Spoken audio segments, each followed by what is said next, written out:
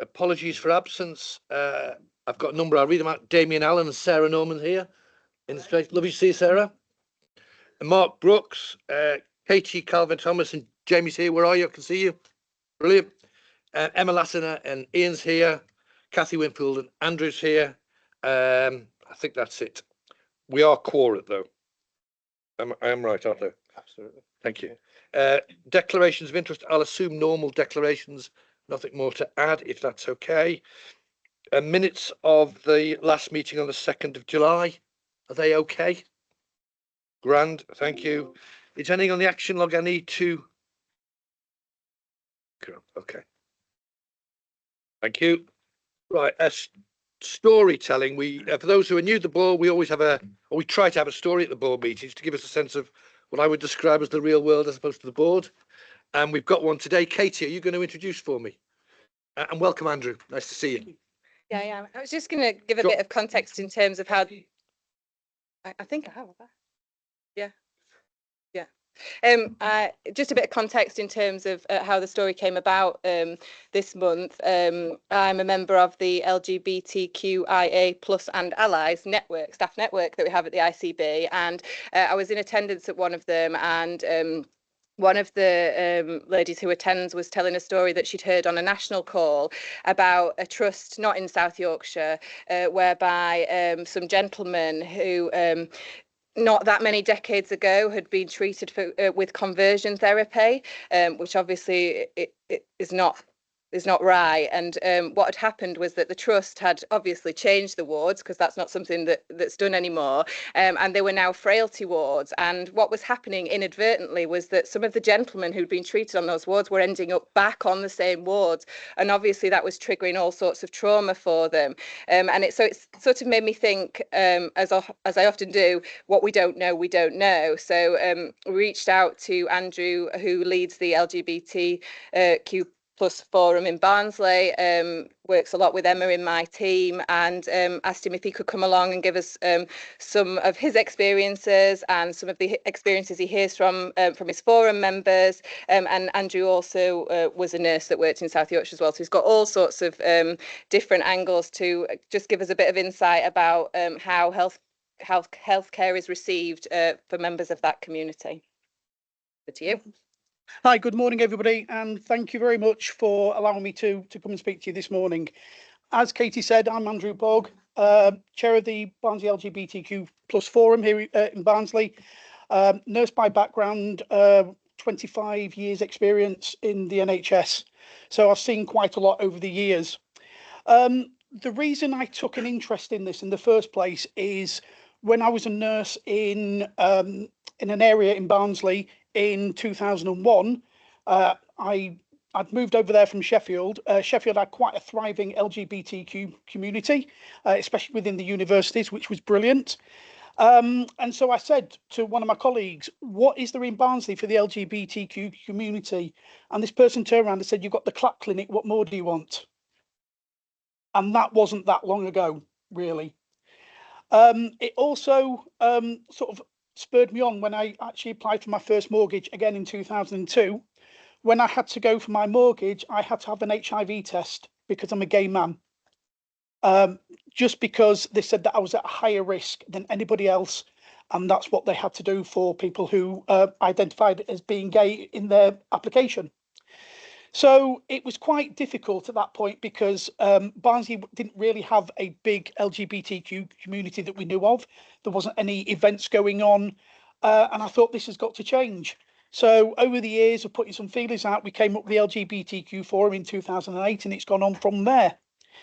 So I just thought I'd start with just a few figures from a health report from the LGBT in Britain Health in 2018. These are some of the figures that they came out with.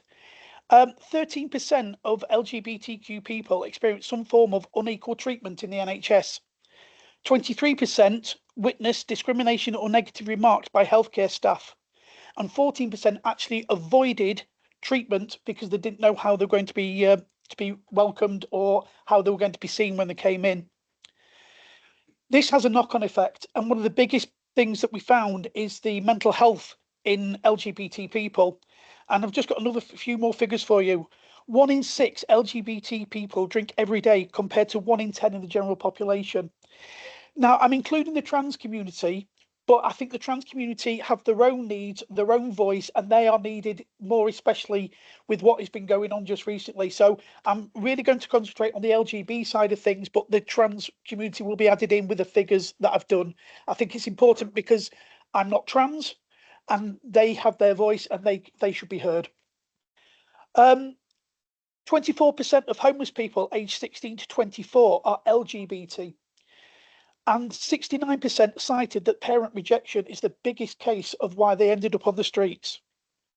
42.8% of LGBT women experience sexual violence compared to just 20% of all women in the general population.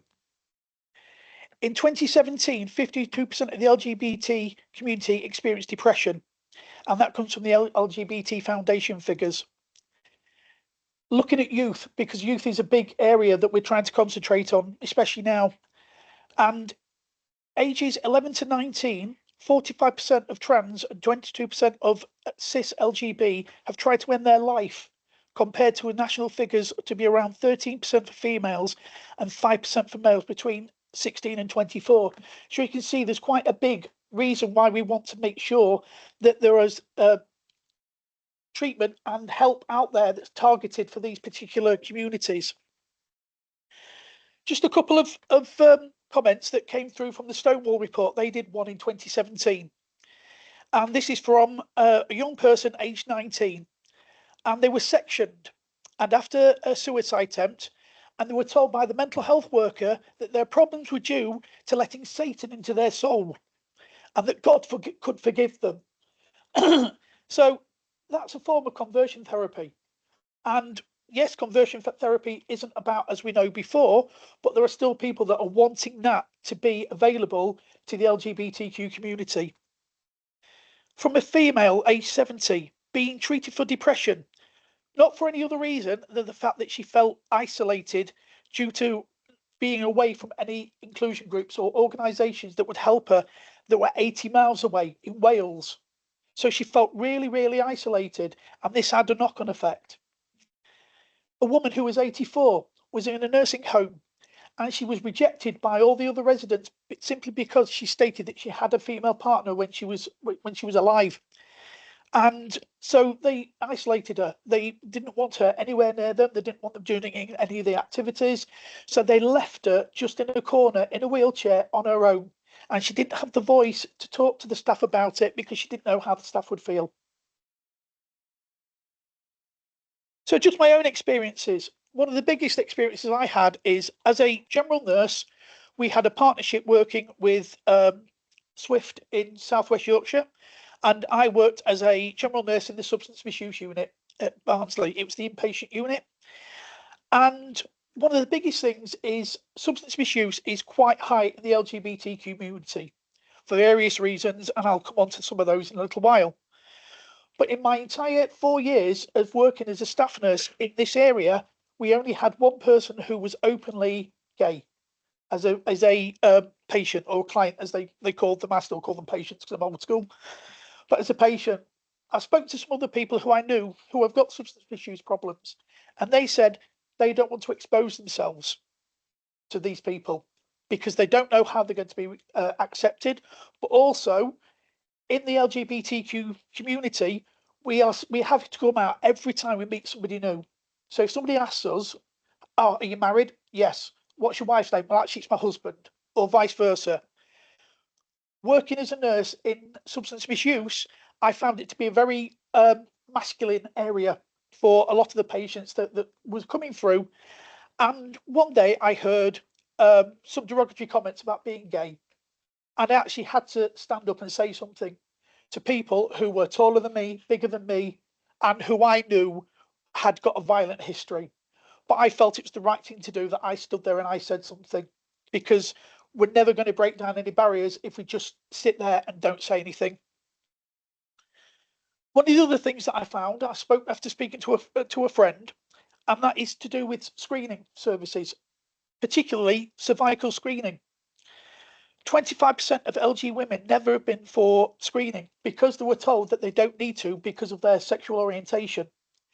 They believe that because they did not have sex with men, their risk was a lot smaller than women who had sex with men. And this was from the GP practice. So I said to them that absolutely they're as much risk as anybody else, and they should absolutely go for their screening. One of the things that we did, we ran a campaign on our Facebook group locally to raise awareness about screening and about general health, and we continue to do so. That was from the government PHE screening blog that they have there. Again, going back to substance misuse, it is noted that general population, it is a lot smaller than it is in the LGBTQ community. An American study showed that it was between 2 to 3 times higher in the LGBT community than in the general population. In 2018, Stonewall looked and said 9% of the UK LGBT took drugs at least once a month, compared to 2.6 non-LGBTQ people. They had a look at some of the possible causes. Mental health and stigma was the biggest. This followed by social environment, trauma, lack of tailored services. One of the biggest things which has just been coming up over the past few years, especially, is chemsex. As people indulge in chemsex during their, people indulge in the chemsex scene. It can increase their risk of overdose. It can increase their risk of sexual transmitted diseases, and it also can increase their risk of drug addiction. And a barrier, the biggest barrier they said as well, was the fear of discrimination and the lack of specialist services. Now, we absolutely know the NHS is not a moneyless pit. People cannot just keep paying for everything. So one of the things that I'd like to see more of is engaging with local groups like the LGBTQ Forum in Barnsley, but across the whole patch, and look at how they can work with those groups, getting the message out to these people. It's not about putting rainbow flags up. That's great for Pride Month. It's great if you want to do that, but that's once a month. Let's get this out 12 months a year, and let's get people talking about it. Let's get GPs talking about it. Let's get practice nurses talking about it, hospitals talking about it, because it's the only way that we can get to the community that people really care. And it's the only way we can get to the community that they're not going to be pushed out. They're not going to be stigmatized just for being who they are. That's the end of my notes. But I think the biggest thing is that people are listened to, and that when we say we're struggling, when we say, why isn't this, somebody should listen to us. There should be an avenue of people to say, well, if you speak to this person, we can look at it. This is why I think involving community groups, involving community forums. There's one here in Sheffield, there's a fantastic one that do this work. It's about pulling the work together and making sure that the area, Bassetlaw and South Yorkshire, are singing from the same hymn sheet, so we don't have some patches in the area that have really good practices and some that don't. It needs to be a service that's neutral and accepted across the whole patch. Thank you. Andrew, thank you. That was great. I really enjoyed it, and I kind of found it quite sobering. I mean, what you said to me about being asked for an HIV test in 2000, I just felt extraordinary, and I stupidly didn't know this stuff was going on. It's really depressing. Still going on. So I found that really, really valuable and helpful, and opened my eyes. And if you did nothing else, you did that. Any questions, Shahida? Oops, sorry. Thank you, Christine. Thank you. I really commend you. I think it's really brave to come and talk about those statistics in your lived experience. And it really brings home that thing that, as Piers said earlier, we're a board, and sometimes in boards you get stuck in strategies and frameworks and this, that and the other. But actually having that lived experience reminds us why we're here. And I think it's so important to share those stories. So thank you for coming and sharing those stories, because I know that isn't easy. But I think one fundamental thing that I take away from what you've said, and it's such an important statement, is around community engagement. It's engagement with marginalised voices, and kind of how do we engage with those lived experience to kind of tailor services and support. And as you say, it's not it's, you know, we've got finite numbers, finite finance. So how do we use that in a better way to support people. And the only way we're going to do that is hearing more stories and more experience. So thank you for sharing that. Greg. Thanks. That was amazing, amazingly powerful. So I'm Greg, I'm Director of Public Health in Sheffield. You mentioned chemsex, which is at the interface of sexual health and substance misuse, both of which are my commissioning responsibilities. I would say for chemsex in Sheffield, it's in the must try harder box. And I think both sexual health and the substance misuse service will accept that. I'd love to chat to you afterwards at some point, doesn't have to be today, about the sort of have we got the right mechanisms in place to actually listen. I don't know whether we have or not, but if we haven't, we'll sort that. One of the things that I would like to say is I don't want this to be just done in a silo. You know, I'm here as a resource. I have information from people around the area that we can pull together. So I'm quite happy to look at any work that you want to. I'm quite happy to come back if you want me to. As I say, please just use me as a resource. I'm here. I've got the information. So I'm happy to follow it up anytime. Hi Andrew, I'm Leslie. I'm one of the non-executive members. Thanks for sharing today. Support what everybody else has said really, but I think just for me, there was still some surprising things in there, as people have already said, which I think we need to be aware of. And also the point I'm taking away really is that this is about how we look at general services. It's not about specialist stuff necessarily. It is important that everything that is provided meets the needs of people from different groups. So thanks for that, and I too welcome the offer to just talk more. So thanks for your contribution today. Just want to bring up something that we did in Barnsley, and this was pre-COVID. We had different community forums, including the deaf community, the My Barnsley 2, Barnsley Together, so it was the disabilities group, the immigration group. And what we used to do is once a year, we used to hold a forum where we would all join together and where our partner agencies would come.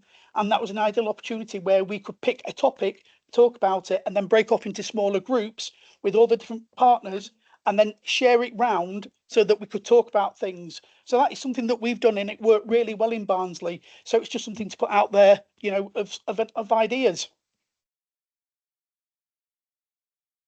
Andrew, I'm not sure we've met before. I'm Sarah Norman. I'm the Chief Executive of Barnsley Council, and I've already written down a note to myself to make contact with you because I think it'd be really useful to. I think this storytelling approach has been really powerful, and I'd like to look at how we could do that within the council as well. And that might be an opportunity to explore whether there are things that we used to do pre-COVID that we've stopped doing and that we perhaps need to do more of again. So perhaps you and I could follow that up at some future point. Yeah, that'd be great. I mean, one of the things I'd like to do as well is something else that we did, which is something that doesn't cost any money, unless you want to put some tea and coffee on, and that was a human library. So what we did, we used to bring people together, and they used to be able to, they used to write just a small synopsis of what they were doing, and people could come and borrow them for 10-15 minutes and have a one-to-one chat about what they wanted to speak. And we've done that various times in Barnsley. We've done it with youth, we've done it with the older people, we've done it in all sorts of forums, and it's worked really well. And it's a way of getting the information to you. Hi Andrew, I'm Anthony. I'm our place director in Doncaster, and I'm our SRO for primary care. Thanks for your presentation. What really resonated for me was the role of general practice as that avenue that really provides 90% of our care to our residents.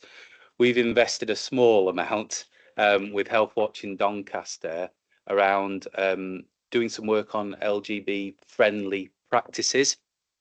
So we're going to kick that work off in the autumn with Health Watch Doncaster, around sort of 5 general practices in Doncaster. So it'd be really helpful if you could spare the time to have some conversations about that work and see if we're on the right lines.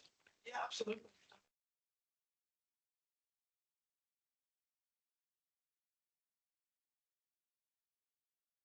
Anthony, can I thank you again? You could see the real interest there, and I hope we've picked up some useful context. Thank you for coming. And one of the things that struck me, it always strikes me about the NHS, we are a service that is too often generated by people who walk up to our front door. And if people don't walk up to our front door for a variety of reasons, they can be left behind. and we're trying to think how we do that better. I've got to tell you, as an old man, I hadn't realised that we still had the gay community felt left behind, and that's really bloody depressing. But it is a really helpful message to us. So thank you very much. Really good session. You do not have to stay for the whole meeting. I promise you. You are very welcome. But I've got to tell you, you might fall asleep.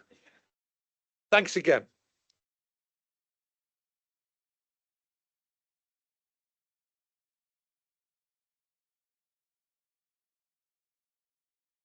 Moving on, chairs matters. I just wanted to pick up two things. Clearly, I wanted to make sure people were aware of the announcement yesterday on Gavin's departure. Gavin, will be sorry to lose you. There's many opportunities I'll have to pay tribute to you in your work. Gavin will be leaving at mid-October, which does mean this is his last formal meeting. He will be here at the informal meeting early October, if I remember rightly. So tribute to Gavin, but we'll all have opportunities to do that later. Secondly, we had a discussion at the last board meeting, and I've had lots of discussions since about the NHS changes to the ICB, redundancy costs. I was at a meeting yesterday with the NHS Chief Executive and the Chair of NHS England, and I have to say there is no further clarity around the timing of redundancy costs. And something that we've already said to the board, I think this is drifting into next year.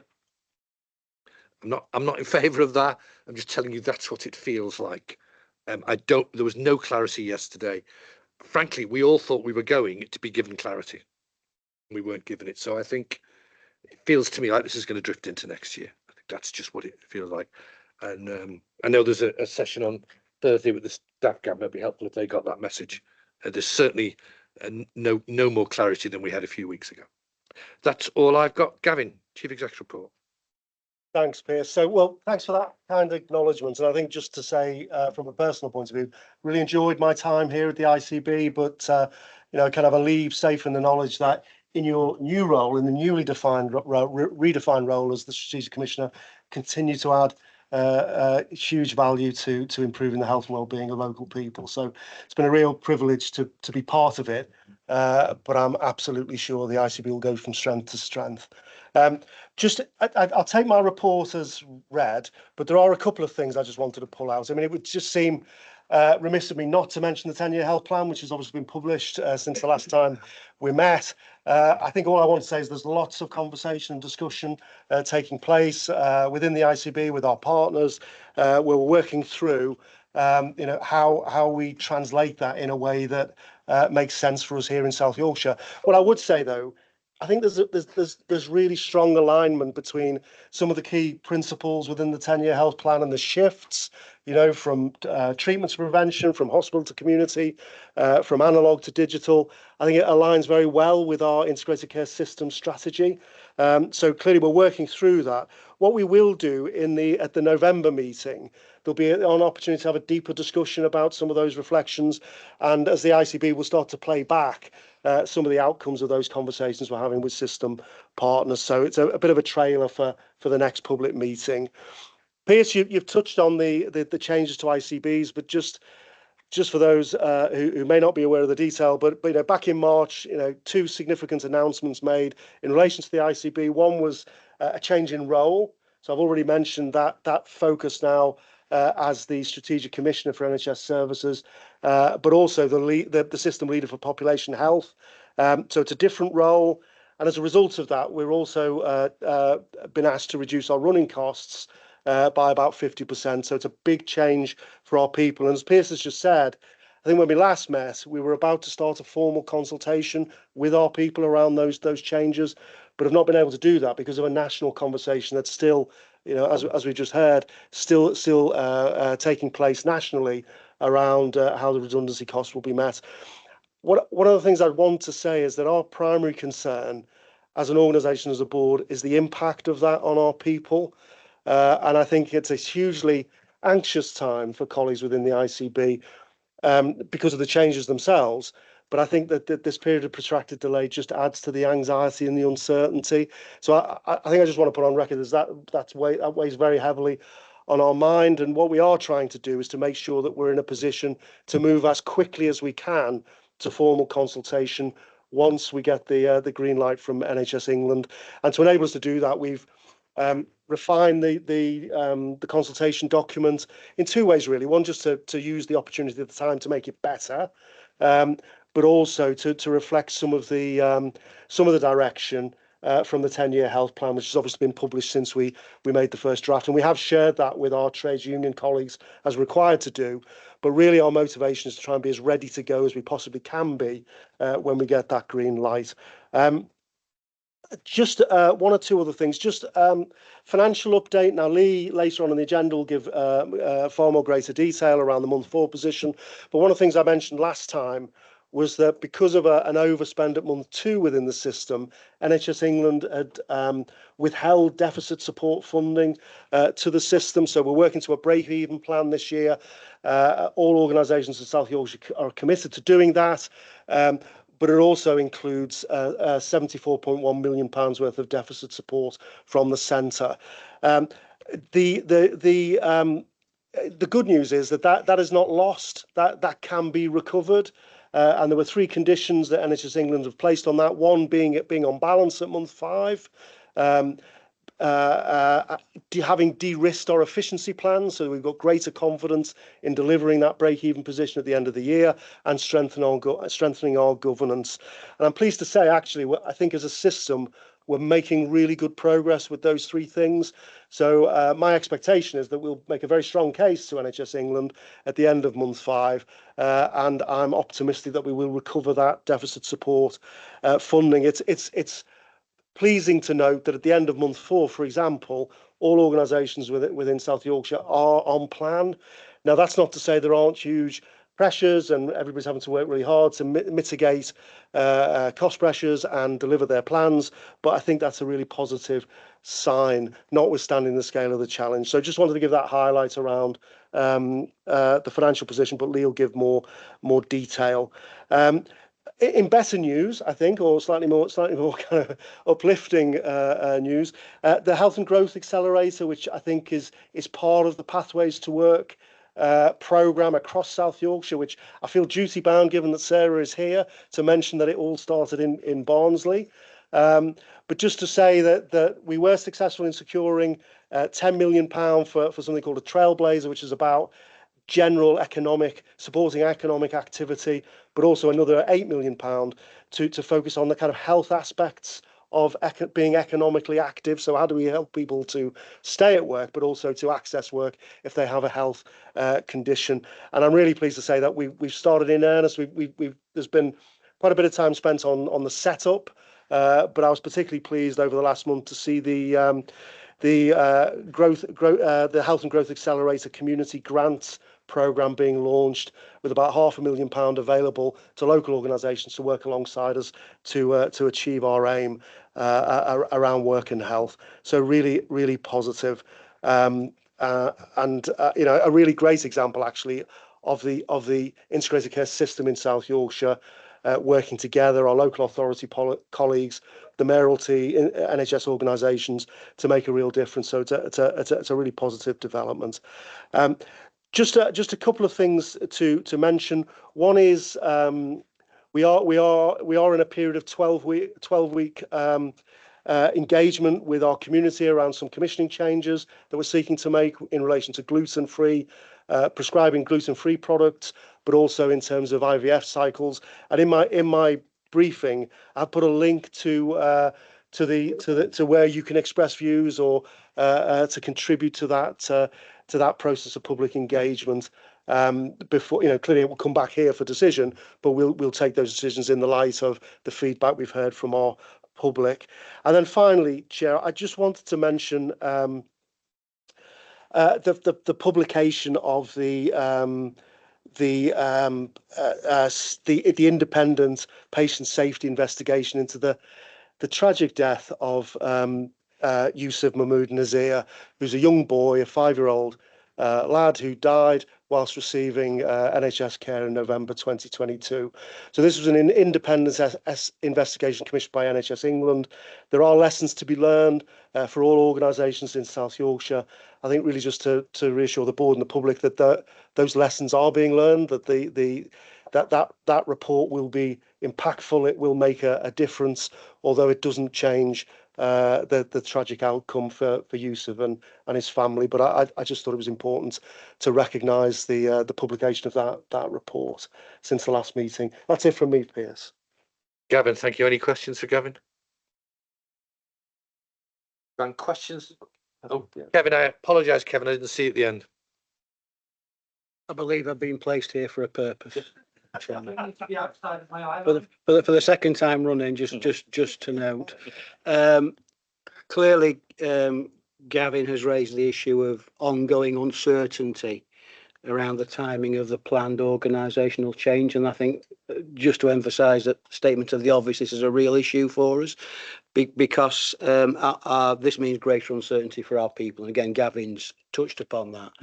I'm just conscious that, you know, there still will be potential for significant disruption as people choose to take control of this themselves and move on. And why wouldn't they? But it brings into play the need for quite strong business continuity plans.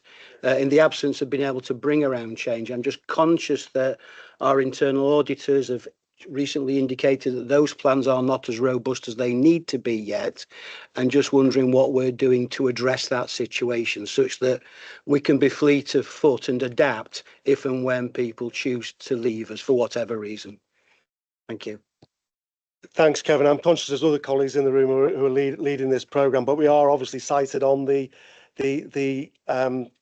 operational impact potentially of what is a huge change. I mean, 50% reduction in workforce is a massive change. There are a whole variety of programmes of work that sit under the work that we're doing. Clearly, we focus on the human impact, but clearly we've also looking at all aspects of business and making sure that we effectively don't drop the ball, you know, during what is a very difficult time.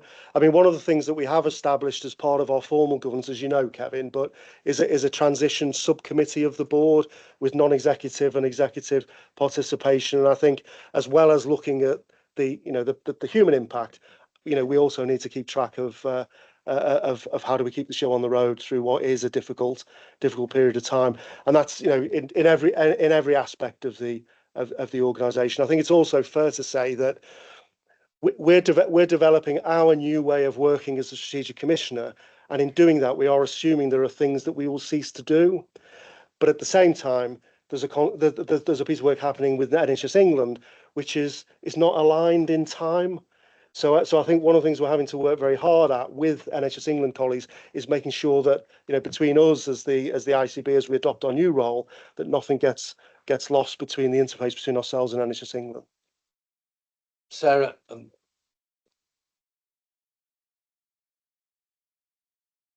Sorry.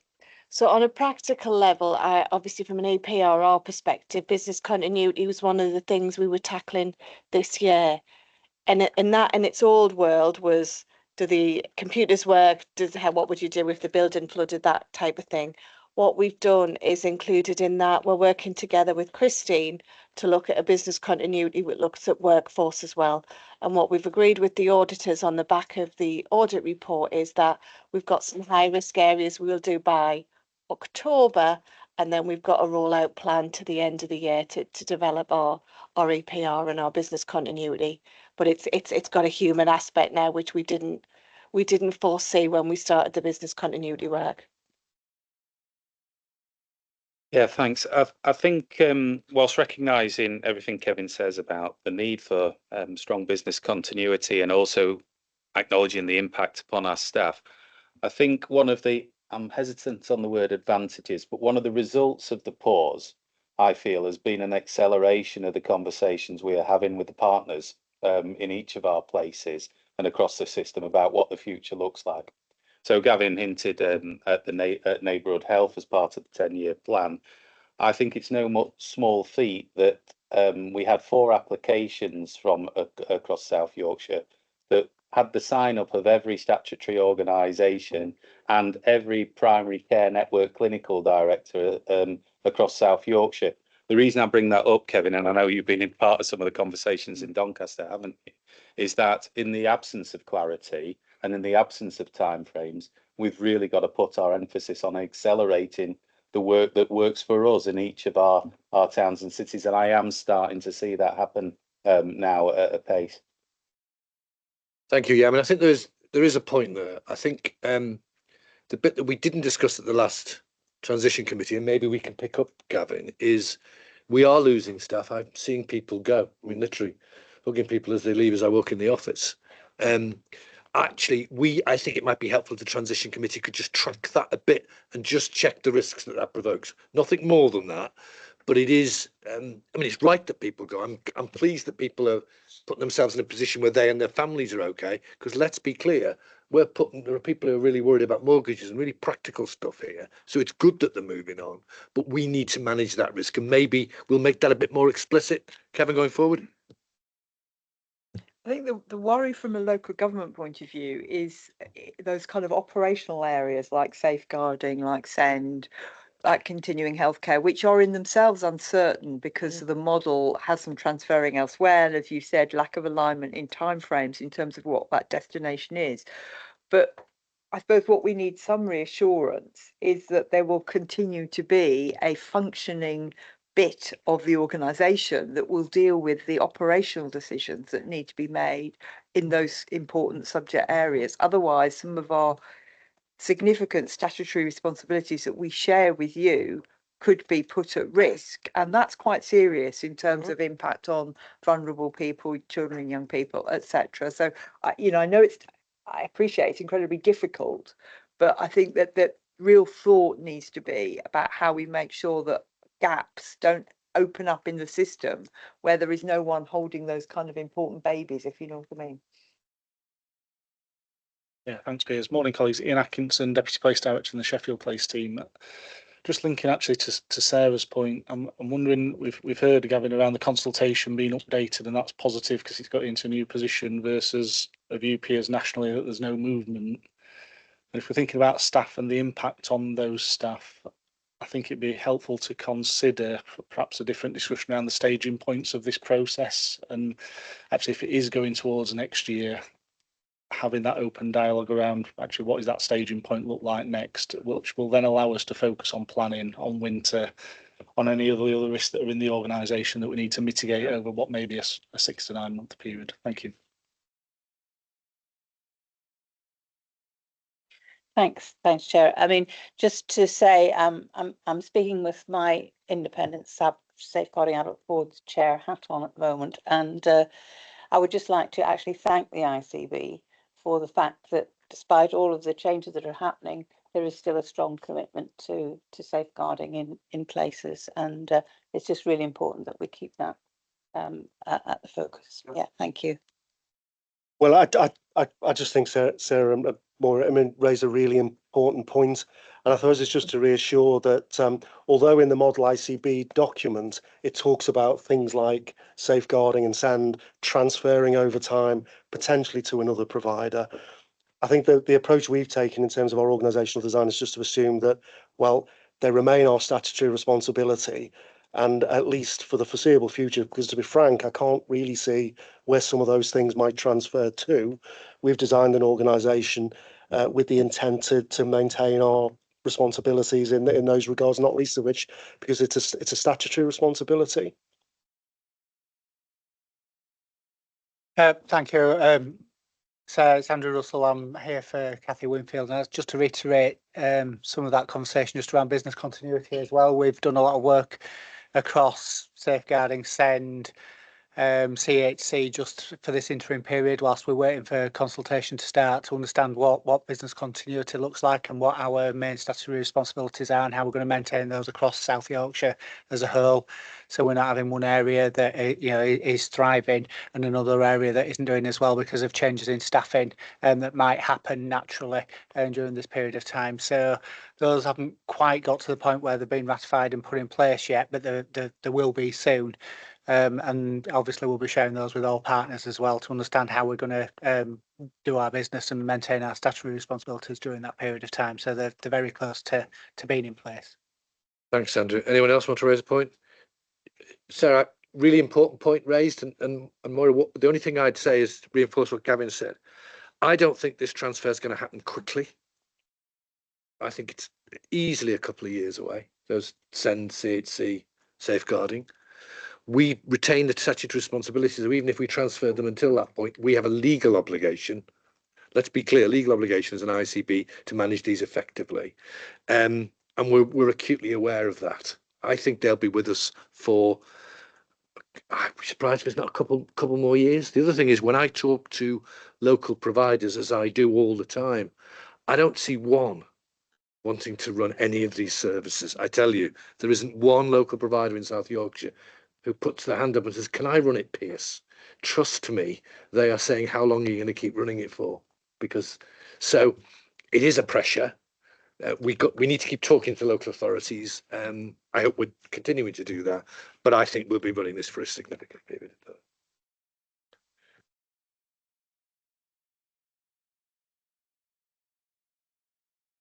We do indeed. So we've got a question from Alistair Bailey from Unify, I think Mr. Bailey said today. So the question is very much couched in the 10-year health plan around anchor institutions and what support around economic goals, best values and medicines, and optimizing purchasing from the best value NHS supply chain framework. So really the question is, what savings have the ICB and trusts identified using the NHS supply chain, and what actions have the ICB taken to ensure that the NHS supply chain is the preferred procurement method to ensure best value spend and recurrent in-year savings? And really the answer is that because the question's couched in the 10-year health plan, as an ICB, we're still working through the requirements of the 10-year health plan and working with our partners across the integrated care system to deliver savings to meet our efficiency plan. This includes, but it's not limited to, exploring procurement opportunities throughout the financial year and beyond. So it's very much we're working through it at the moment, but you'll start to see much more in the future. Lee, do you want to add anything? Yeah, happy to chip in. So Lee Outhwaite's on the CFO and responsible for procurement. In truth, the ICB hasn't got much direct non-pay spend in the bailiwick of NHS supply chain. For those that don't know, NHS supply chain is part of the NHS that procures on behalf of the NHS to try and aggregate scale so that we get better procurement value. Obviously, in our procurement strategy and in the NHS's procurement strategy, there's a bit of a tension between how do you discharge that responsibility for anchor institution and do local procurement with local firms versus aggregating scale and getting good unit cost reduction.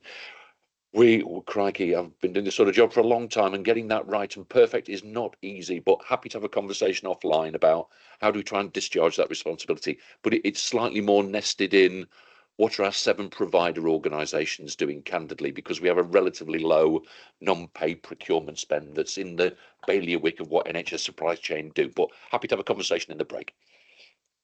Thank you. Agenda item 9, Board Assurance Corporate Risk Register. Okay. Mark. Thanks, Chair. I'll take the report as read. I would just highlight that the Board Assurance Framework and Corporate Risk Register, which is presented to the board today for consideration and approval, has been considered across a range of ICB governance meetings. A number of those are cited on the cover sheet, which include the executive group, been considered twice by the executive group, indeed. Finance and Investment Committee, Quality, Patient Involvement and Experience, and the Rotherham Place Board. So it's had a broad range of exposure. And the only other thing I would flag is it continues to be a matter of development and review, particularly at this time and in the context that we've just rehearsed. So it's presented for approval, Chair. Okay.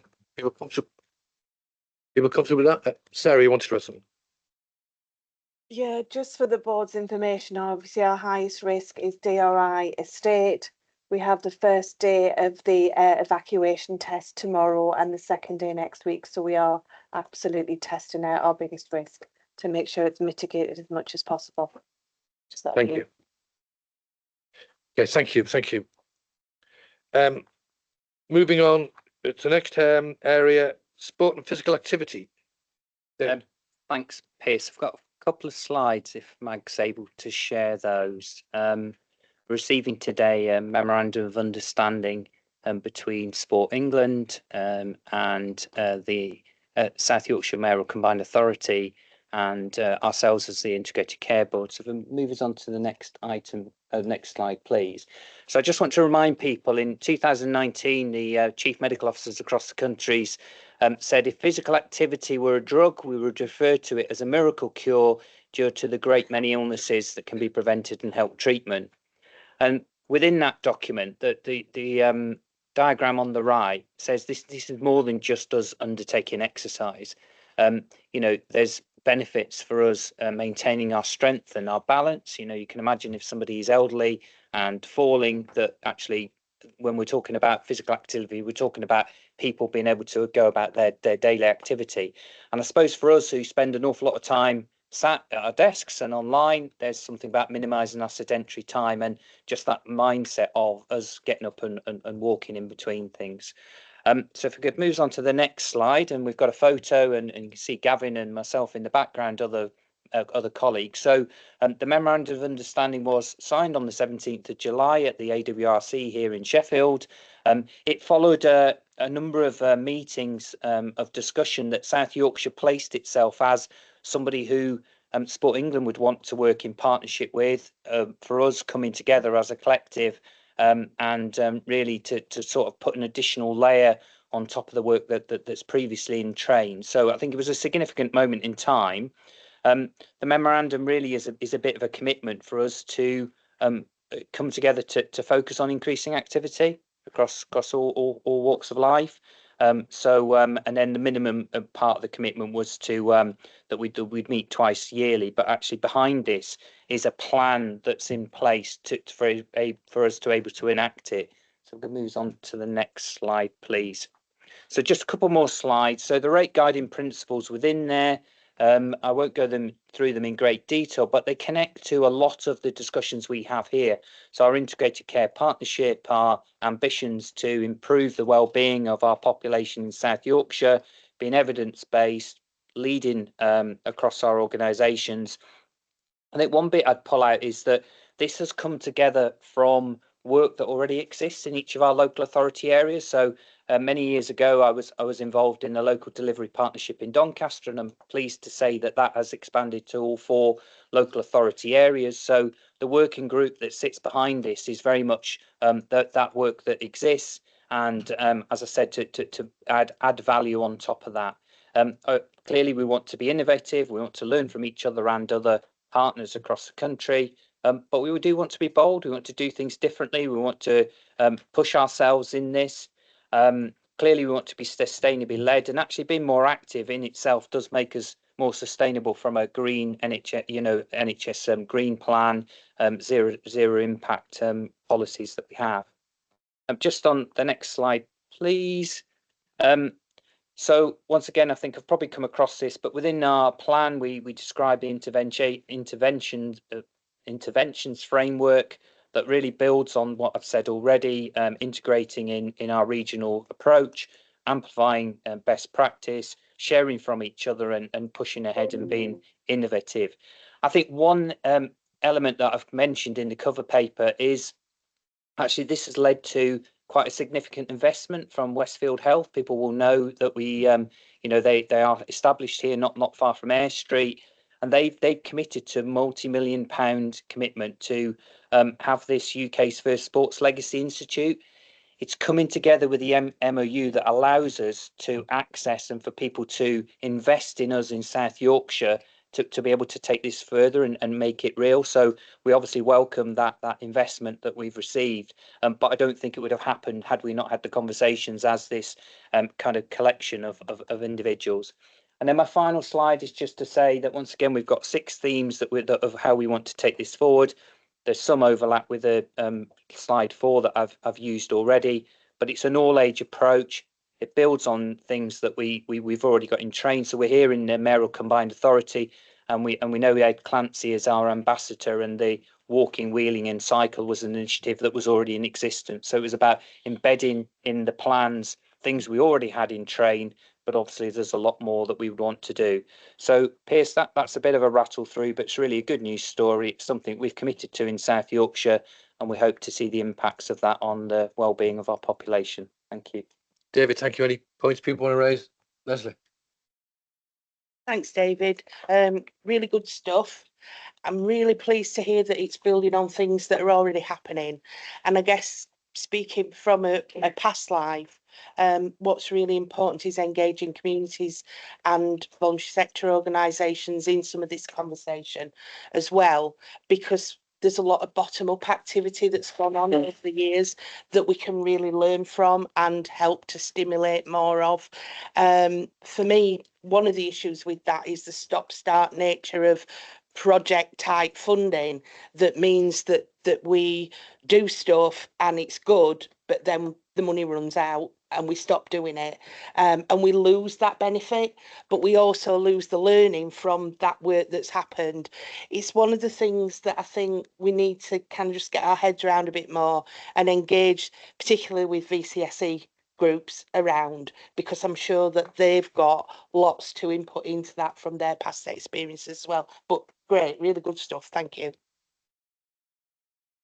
Thanks, Leslie, and it builds on your point. Actually, I think it's not just about investment. I think it's better use of some of the estate and the facilities that we have already. So some of the good work that's happening in Doncaster with David mentioned Doncaster Culture and Leisure Trust, is that they're looking at their facilities at the moment, and that it's not just the traditional, we have a squash court here, or we have, it's actually looking around how they can be used as health and well-being hubs, which is of course right at the centre of what the 10-year plan is. So investment is clearly an issue that we've got at the moment. I'd definitely take your point about the short-term nature, but it's not just that. It's about better use of the facilities that we have already, and the partnership work behind that.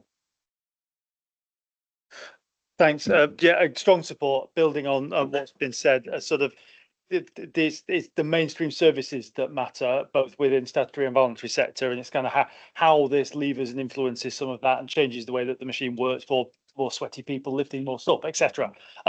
Just give us two specific questions. Give us a sense from the Westfield Health, kind of what's on the shopping list. What does it buy? You may not know that yet. And then secondly, and slightly pokey question, the regional ad, strong support, but what's the added value over and above? Just help me with my elevator pitch here.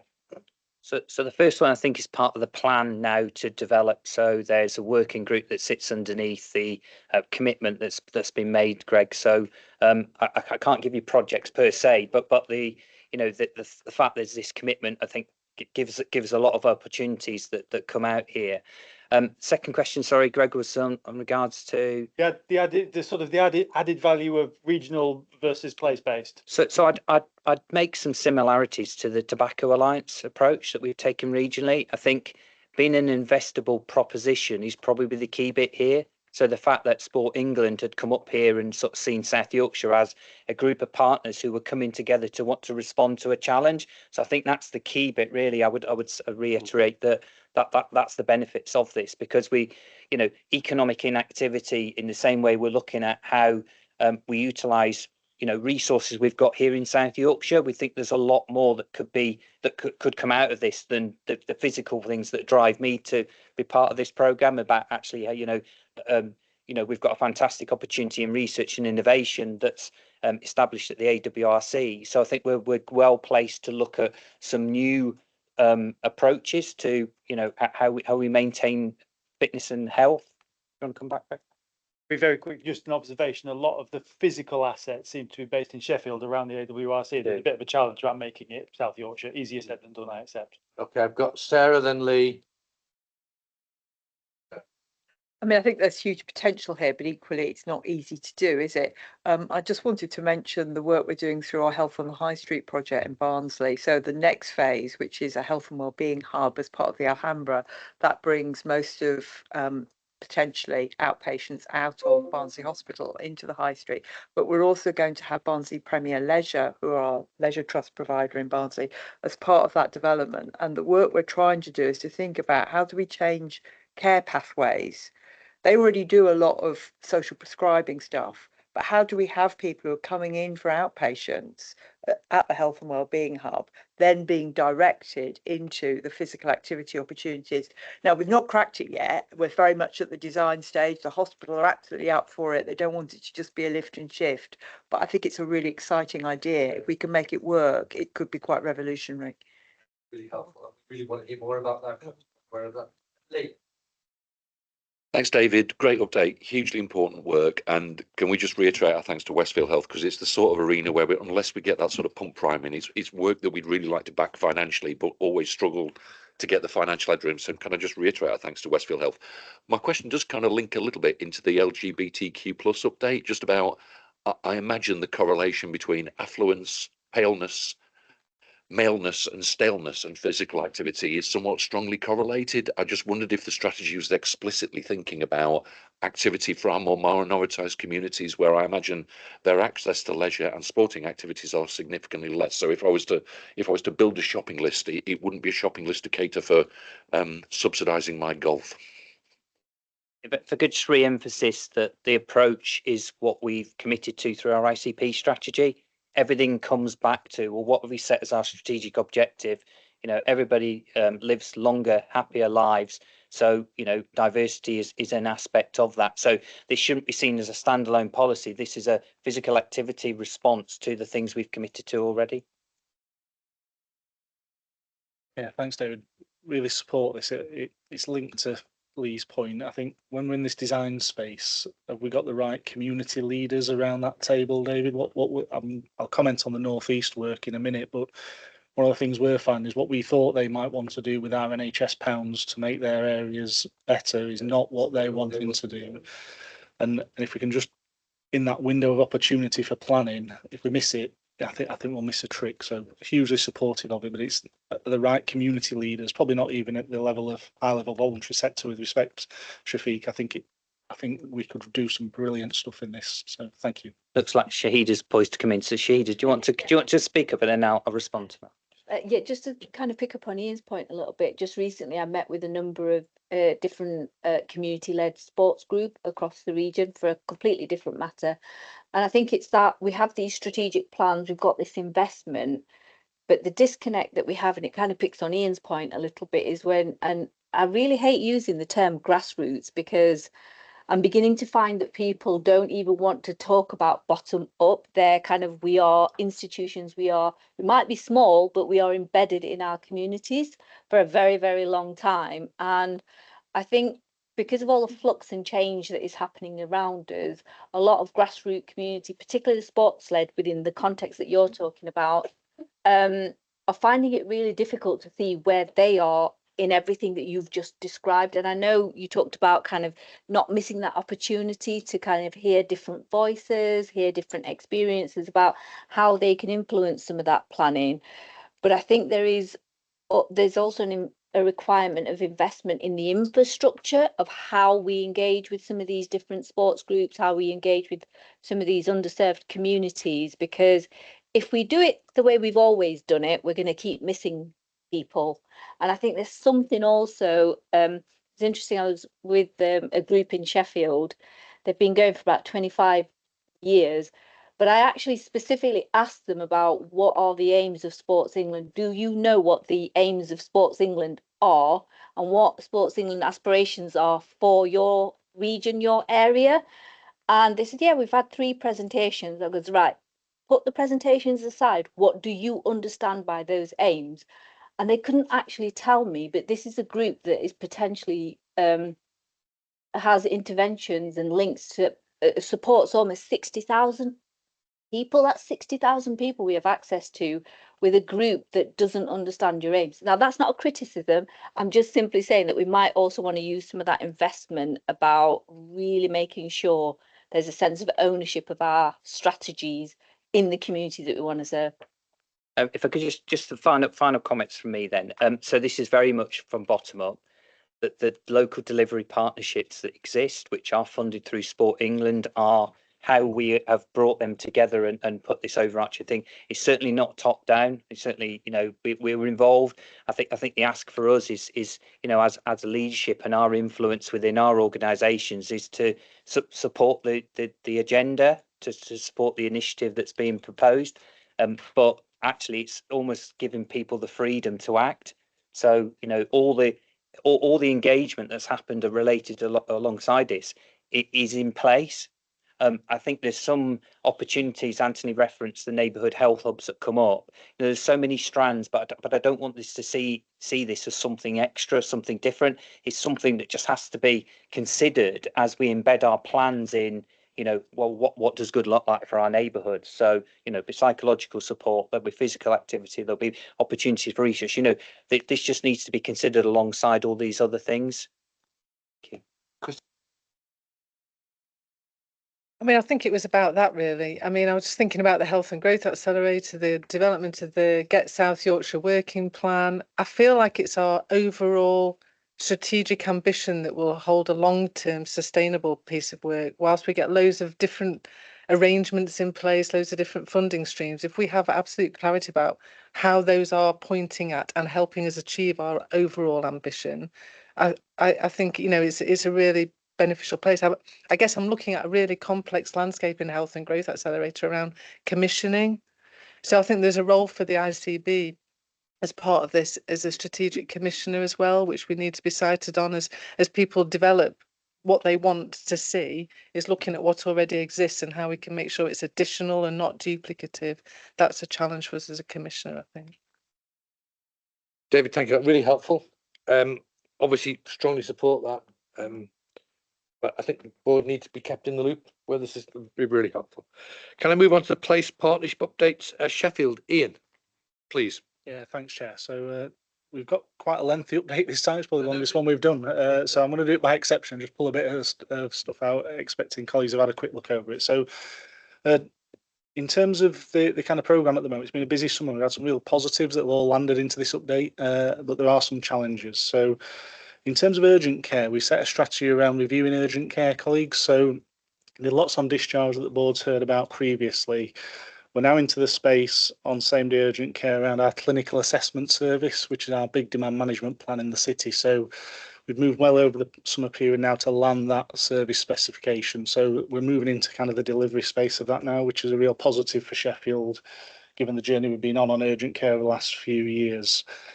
Within that, like other places, we've now landed the winter plan. It's signed off by all partners and we're moving to mobilisation phase. So that's a real positive for us. Operationally, in the urgent care space, we have seen a couple of things drop for us over that summer period. The kind of main one for us is the establishment of 45-minute handover in the city that went live in June.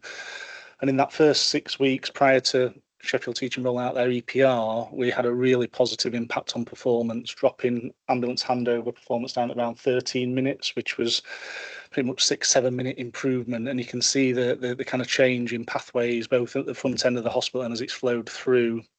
We're also seeing quite an improvement now on our different disposition for ambulance. We're up at 65% of ambulance calls now getting disposed into different parts of the system as opposed to coming into the front end of STH in the main. So that's a real positive for us in terms of demand management. Just in the primary care space, just moving us on, you guys have overseen significant capital investment in primary care over the last 12-18 months, and within I know colleagues always like a picture or two, but you can see now the fruition of that work in some of our most challenged parts of the city in Burngreave. We are now kind of getting through that delivery space on not just new builds but updating our general practice estate, which has been really well received, and we're really excited about that. In terms of that health inequalities point that I was just leading on, I know last time I was here, actually, Abdul came and presented around the work in the North East. And at that point, just to remind colleagues, that was us as an ICB investing in some of the most challenged parts of the city around trying to work with those communities differently. And we're at the point there of planning. We're now at the implementation space. So we're just flagging to board members here around how the grants are now working through at different levels and across those communities. I had the pleasure of spending half a day with them last week, and you can see what the difference is starting to kind of make in that space. So it's a real positive there. The smoking cessation figures, I know, Greg, you'll have wanted this in there, but Sheffield is in a good space on smoking cessation. Most positive in the Yorkshire and Humber at the moment. So that's just not done over months, it's been done over years now, and it backs the work of the ICB in that space. A couple of final things, if I can, Chair. The neighbourhood mental health pilot, that's a new pilot that's national funding for a couple of years, been predominantly led by Sheffield Health and Social Care Trust in the Leadless area. but it is a 24/7 mental health hub with access to inpatient service as well as community. So we're testing that in the city at the moment, and it's seen as a real positive. Just to conclude, I know, Gavin, in your previous Chief Exec report, we talked around the outcome of the Sheffield SEND inspection process. We do intend to bring a whole update to the next meeting for members to consider. Just to remind colleagues that there was identification of systematic weakness in the city, which was not where we want to be in terms of the outcome of that inspection. From the point that you reported last time, Gavin, and the rationale for it not being in here now, we've been working hard to develop and then agree our partnership improvement plan. That was signed off just last week, so it wasn't timely for these papers. So I didn't want to kind of walk past that if members were saying what's happening on the SEND agenda. There is a significant amount of work happening across partners to kind of move the dial in that space, but we'll bring it back through. Okay, I'll pause there if I can, Chair, and I'm happy to take any comments or questions. Thank you. Thanks, Ian, for that, and it's a really good report. Thank you. Lots of positive stuff in there. On a day when we're not necessarily feeling really positive. Can I just ask for a bit more information about the enhanced GP services over winter? Just can we know a bit more about that, and also, you know, is that time limited? And I'm also interested to know whether there's similar things going off in other places. Thanks.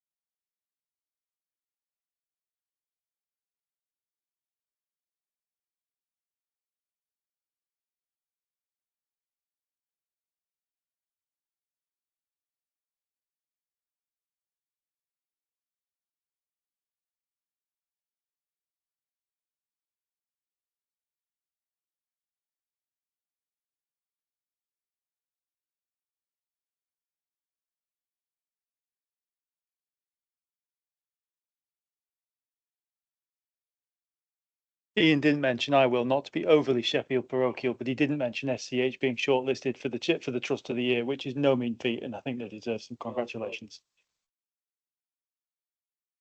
The only thing I want to do is to say the Burngrave, the North East Sheffield.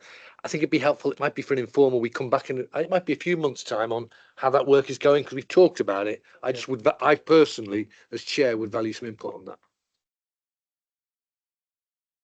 Sorry, there's 4 developed plans for those areas now, Chair, so we can bring those back and say actually 6 months on from giving the green light, what does it look like? Absolutely fine.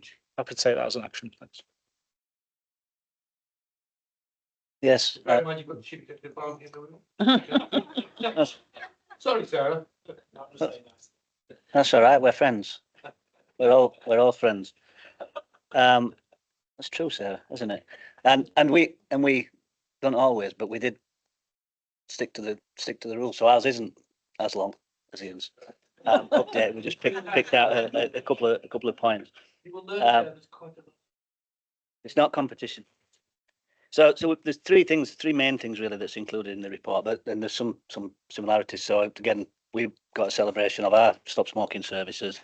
They've been in place now for quite a number of years, as described in there, and are having some really positive impacts. So we were right at the wrong end of the scale in terms of smoking prevalence, smoking rates, and we're now, not quite where we want to be, but we are in line with national average. We're seeing the reductions, and we're seeing high levels of quit rates, and we've probably reported in before around some of the stuff specifically around smoking in pregnancy and those areas. So we picked that out, and that's a real positive.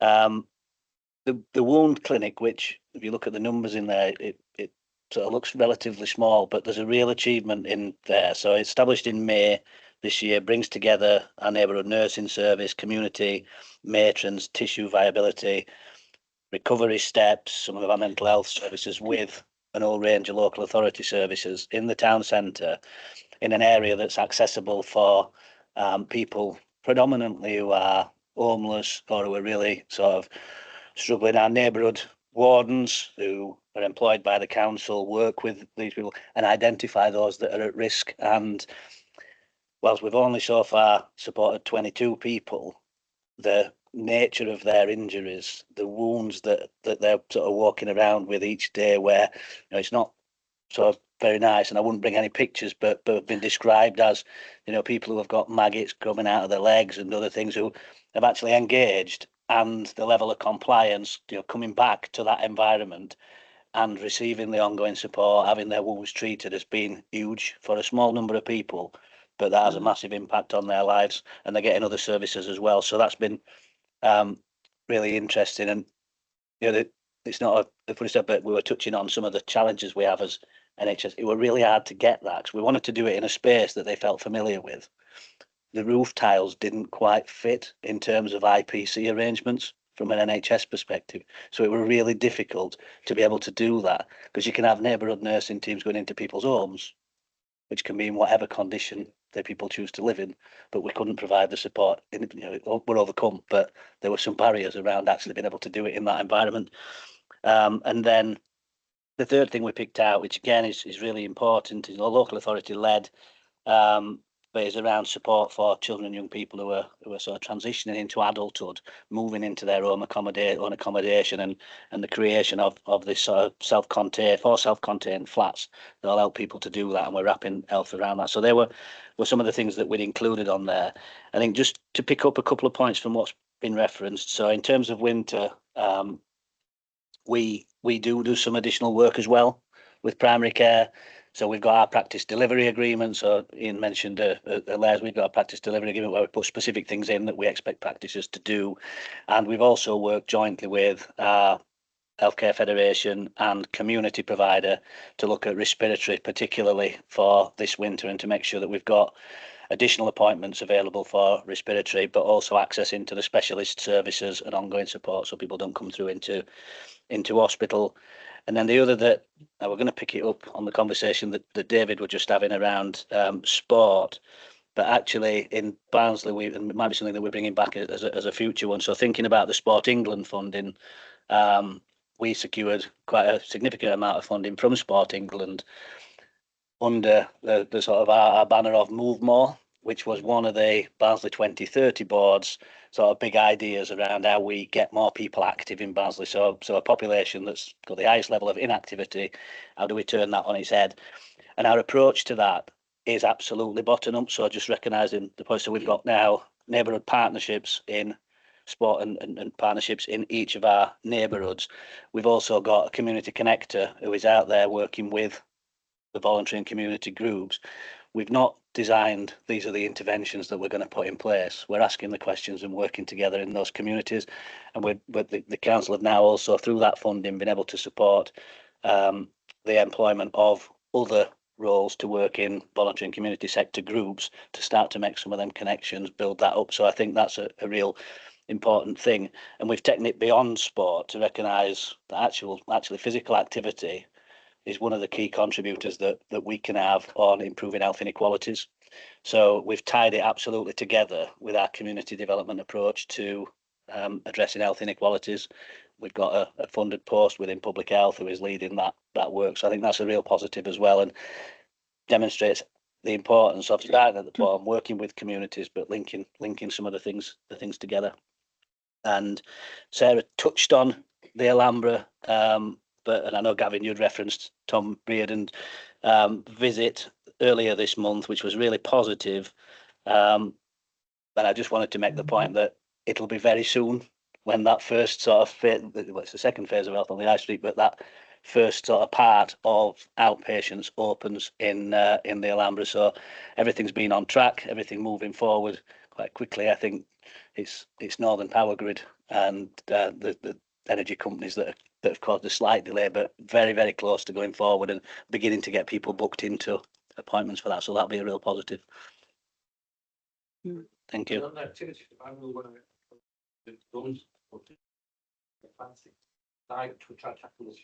real fast. And he said, we've got to make this much simpler. How do I get people walking their kids to school every day? How do I create roads that are easy for people? Real basic exercise before we start thinking sport. So I'm glad you mentioned that. That's the kind of stuff we've got to get right. It's not legislative stuff. It might be. How do I get people to walk every day? Most people now drive their kids to school, roll them up. We start shifting that around. So Thank you, Chair.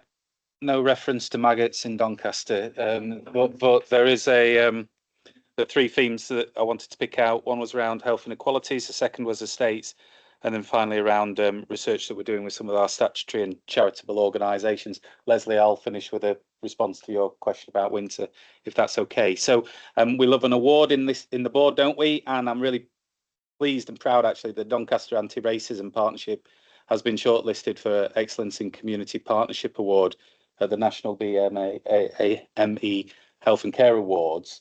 This board has received questions from the public in the past about our approach to anti-racism, and it's things like this that epitomise our response and the work that we're trying to do in Doncaster. It's quite a unique partnership, bringing together health, social care, education, police, fire, rescue, our culture and leisure trust, and of course the voluntary sector. And they're doing tangible work such as positive action webinars, campaigns, inclusive job adverts, which we've talked about in this board previously about our inclusive approach to recruitment and retention, and training resources as well. So really proud of this. The awards typically are in London, but we are going to put a event on in October, and I'll circulate that to board members, and any attendance is more than welcome at that event. Also, board members will know that we purposely invest our resource and our capacity and engagement with our Gypsy, Traveller and Roma communities, of which there is a large population in Doncaster, in which we know health outcomes are some of the worst of ethnic minority communities. We've done some great work with St Ledger Homes about refurbishing the estate in some of those communities, and that's again brought together a range of partners to put those together. Some of the pictures are there in the corner there. Just as importantly, though, is the co-production with the community about what's going to be in those facilities. And it struck me that actually, we've mentioned it a few times today, this is an example of neighbourhood health hubs, co-produced with our communities, and we've got a unique opportunity in Doncaster to test those with some of our communities who suffer some of the worst health outcomes. So this is a real test bed that I think we can do and take learning from. Continuing on the theme of estates, Ian, we're very similar on this. It's great to see this to come to fruition. Lee, thanks to all your team who have worked tirelessly to get this over the board, and there's quite a unique partnership with the local authority in Doncaster and two of our areas for primary care estate in Rosington and Bentley that needed them most. These are flying up. Our medical director has already chosen his office in Bentley for one of the new builds. But again, this was sorely needed from our residents and their communities, and it's great to see it come to fruition. Sarah mentioned the DRI estate as remaining at the top of our risk register, which is why it's so great to see, Richard, the development of the surgical same day emergency centre. This is going to be great for the pathways of patients and for the units, for the unit itself around urgent surgical assessment, tests and treatment. But it's also part of the wider work around the DRI estate about, wherever possible, reducing that risk that the estate has created, and some of the work that we're doing around making that more fit for purpose. So it's great to see just one arm of that celebrated in this report. The final part of the report really just goes to talk about some of the work that we're doing around research, particularly in Born and Bred in Doncaster, around some of our women and babies, and we've recruited a number of participants in that programme. The study has a strong focus, as you'd expect, on health inequalities and inclusion, and we're really looking at the results of that very, very carefully. And then just leading on to winter, really, like Doncaster, like all our other places in South Yorkshire, has a particular focus on respiratory conditions, and something that we always trying to look at our multi-provider organisational response to that.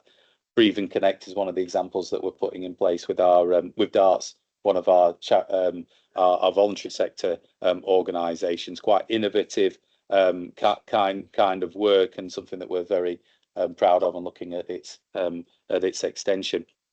In terms of winter, right now our winter plans are being tested over in York, I think it is, Sarah, isn't it? So we've got representatives of all our organisations in that at the moment, looking at how fit for purpose our programmes are. I think it's noticeable this year, Leslie, that there hasn't been more money for winter. So this has been about what we've got and what we can use better. And each of our places are taking approaches to that. One of the things that we're really keen, not just in Doncaster but across the patch, is a very, very strong vaccination campaign, Greg. That will be kicking off over the next month, Leslie, both for COVID and flu. And we've seen the plans both from all our community pharmacies, from our primary care networks and our hospital organisations in terms of a very strong vaccination campaign. I'm keen, Sarah, that we can put that into the integrated performance report, and I can report back on how we're doing in that. But that is one area that is absolutely crucial across all of our places for a strong winter resilience.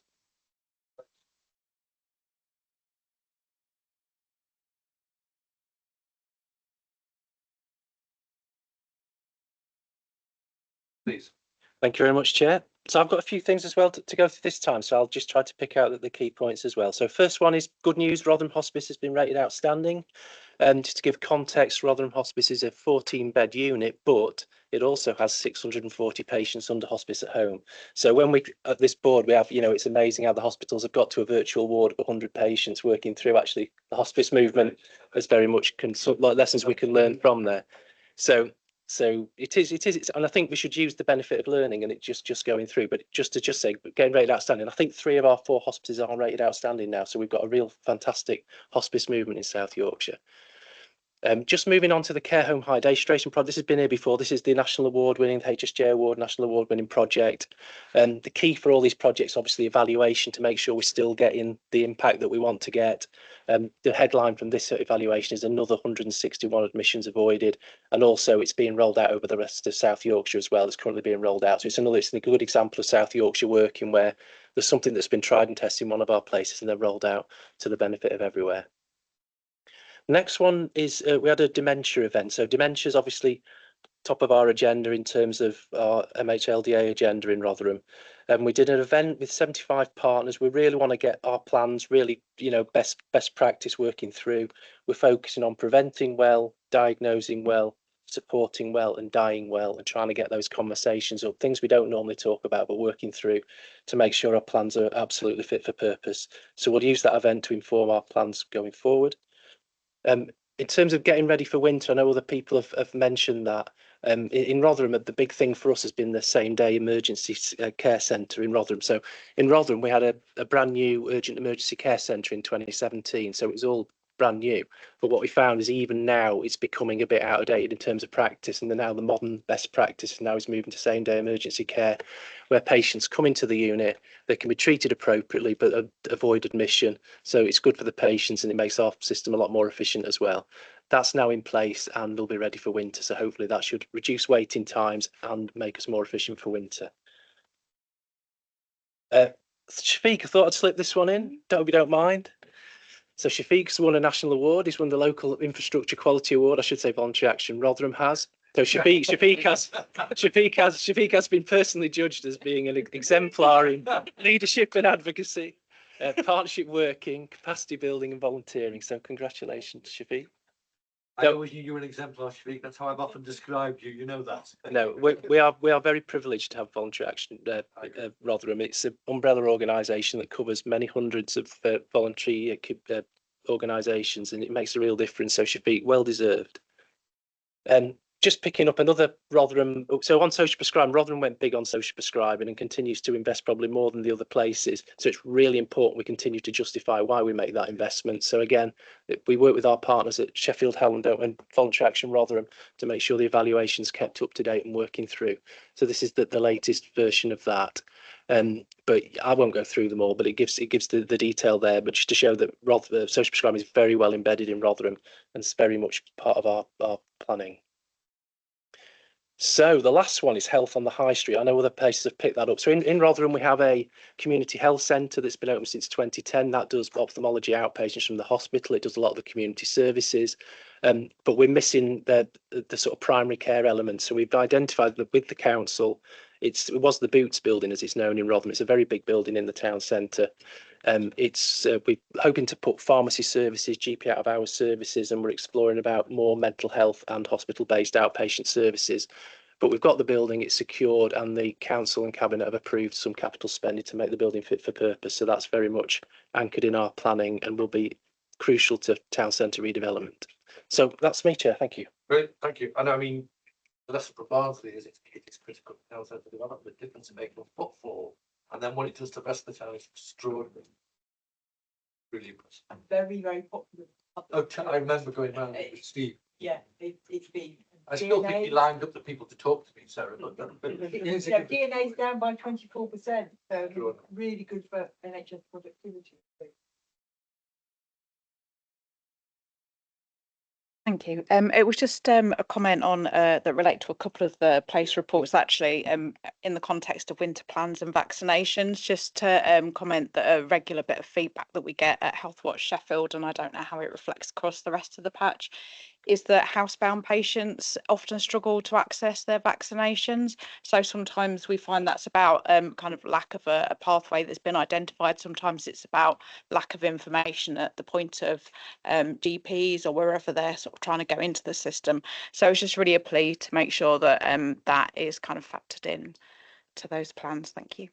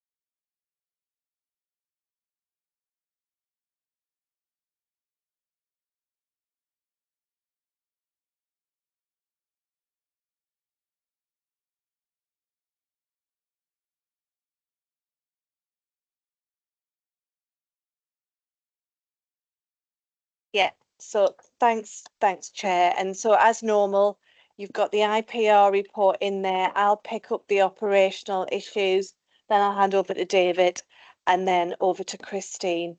I won't comment on the good stuff in there. There is a lot of good stuff in there, but I will pick up the highlights in terms of just my areas of concern.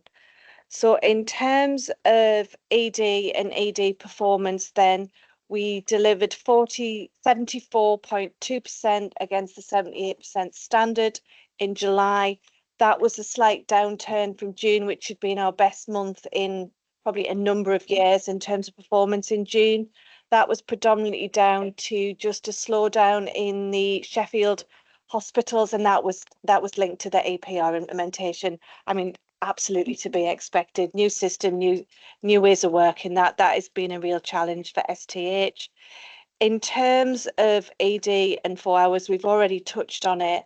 Our biggest focus in the last month has been about winter and winter planning. We have had we had UEC board where we've seen the place-based winter plans. We've pulled together a South Yorkshire winter plan, which no doubt you'll see in a month or so. That has been tested in a number of areas. We had a workshop on discharge. We had a workshop on mental health in ED departments and how do we make that easier. And then we had a number of scenarios that are being tested at UEC place boards. There is a regional event today where all of our teams, all of our place boards have got about 3 or 4 members there testing it out in the national arena. That's been chaired by the regional director. A lot of focus on winter. This is clearly a big issue for our government. This is their first real winter in charge, so that they are very keen that we have robust winter plans. And I think we've worked really hard to try and shore ourselves up alongside our trusts. The other bit in the emergency space is the ambulance, and I can now report that all 4 of our acute trusts have adopted the 45-minute ambulance handover, which has been really positive. We've already referenced the STH. Doncaster did theirs in July, again seeing improvements, and Rotherham and Barnsley are rolling out this month, so that's really, really positive in terms of UEC. In terms of UEC, we fare pretty well across the country. We're probably mid-pack if you look at the overall South Yorkshire performance. In terms of elective care, then we do have some challenges. We've already discussed cancer and STH in multiple forums, but in multiple forms. But we have seen a drop in performance against our other 3 trusts as well. So all 3 trusts saw a deterioration in the first quarter of this year. We've pulled back the FDS 28-day standards, so that's starting on the upturn again. But the 62-day standard for treatment will take a bit longer to recover. There have been very specific issues in all of our trusts. So Barnsley had a problem with the urology service, the buy-in from Mid-Yorks. Rotherham had a couple of issues around the lower GI pathway, and Doncaster have had some struggles with histopathology. So very specific issues. I have recovery trajectories from all of the 3 trusts, and we expect that to recover for those 3 trusts in the 3rd quarter of the year. STH, though, have seen a real dip, and it's not in the report, but we had the Tier 1 meeting yesterday. Since the implementation of their APR, they've seen a stepped deterioration in their performance. They haven't yet worked out whether that's data quality regarding their APR or it's real. So there's an immediate piece of work that's focusing on cancer and STH. It's a concern, but we need to get to the bottom of the true reason why. Moving into elective care then, so we know we abolished the 65-week standard. It wasn't there as a in the operating guidance, but we are still monitored against that, and DBH are currently operating under Tier 2 rules, if you like, where we're not seeing a reduction in the number of patients waiting over 65 weeks. Again, not part of the operating guidance for this year, but I think in the next week or so we'll see a national directives that all 65 weeks will need to be reduced or up at 0 or as close to 0 as possible by the end of December. That's to focus on the government pledge to reduce waiting times and to get the RTT position back on track. There is at the end of year target for 52 weeks, which is only 1% of patients can wait over 52 weeks. Again, that is high in DBTH, 2.9%, specifically around orthopedics and ENT. And we meet tomorrow with Richard and Anthony to look at the plans and how we're going to address that. Because if we don't start work on that now, time just disappears. We need to get those patients booked in. So some real urgency around that elective pathway. In terms of primary care, then you've got the report in there. There's, as I say, there's lots of good stuff in there. The one area we are a bit concerned about is the fact that Barnsley's seen a drop in primary care access in the last year, where everybody else has seen growth. Only 1.2%, but it bucks a trend. And there's a piece of work we need to do again to see whether this is data quality or real, because a reduction in GP access is not where we think we are and not where we want to be. And mental health, again, it's the same issues as we've discussed previously. Work continues in out of area placements and in the length of stay work in those facilities, so that will allow us to reduce our out of area placements. Dentistry, I think the numbers look funny in the report, but if you look at them, the actual numbers we're reporting are just the April numbers, but the target is set for the Q1, so you can see a big variation in that. I'm happy to take any questions. I think that's for me the big issues. Any questions on that, Maura? Thanks very much, Sarah. I mean, really useful, helpful report. I mean, I was just looking at the diagram, which has got the circles in it, which shows, you know, where we are in relation to the sort of national position. And it's clear that there's sort of three main areas that as a board we need to really support colleagues in addressing, where we seem to be furthest away from the sort of national position. There's urgent and emergency care, notwithstanding the huge improvements that have taken place, the cancer issues and some of the parameters in relation to people with learning disabilities and autistic people. So it's just how we support colleagues in actually focusing on those areas maybe where we're furthest away from target. That's Just a comment, really. Leslie. Thanks, Sarah, for the report. Can I just check out about virtual ward utilisation? Is that number for Sheffield right, or is it a data issue? Because it just seems vastly different. And I mean, you know, we've got a real span there, and obviously coming into winter, using virtual wards is going to be one way of us getting better flow and keeping people potentially out of hospital as well. So I've got Ian next to me, so he can probably talk more in depth than I can. But the number is right within the definition of a virtual ward. What Sheffield do have are a range of other services which kind of support people in their own home, and we don't count in those numbers.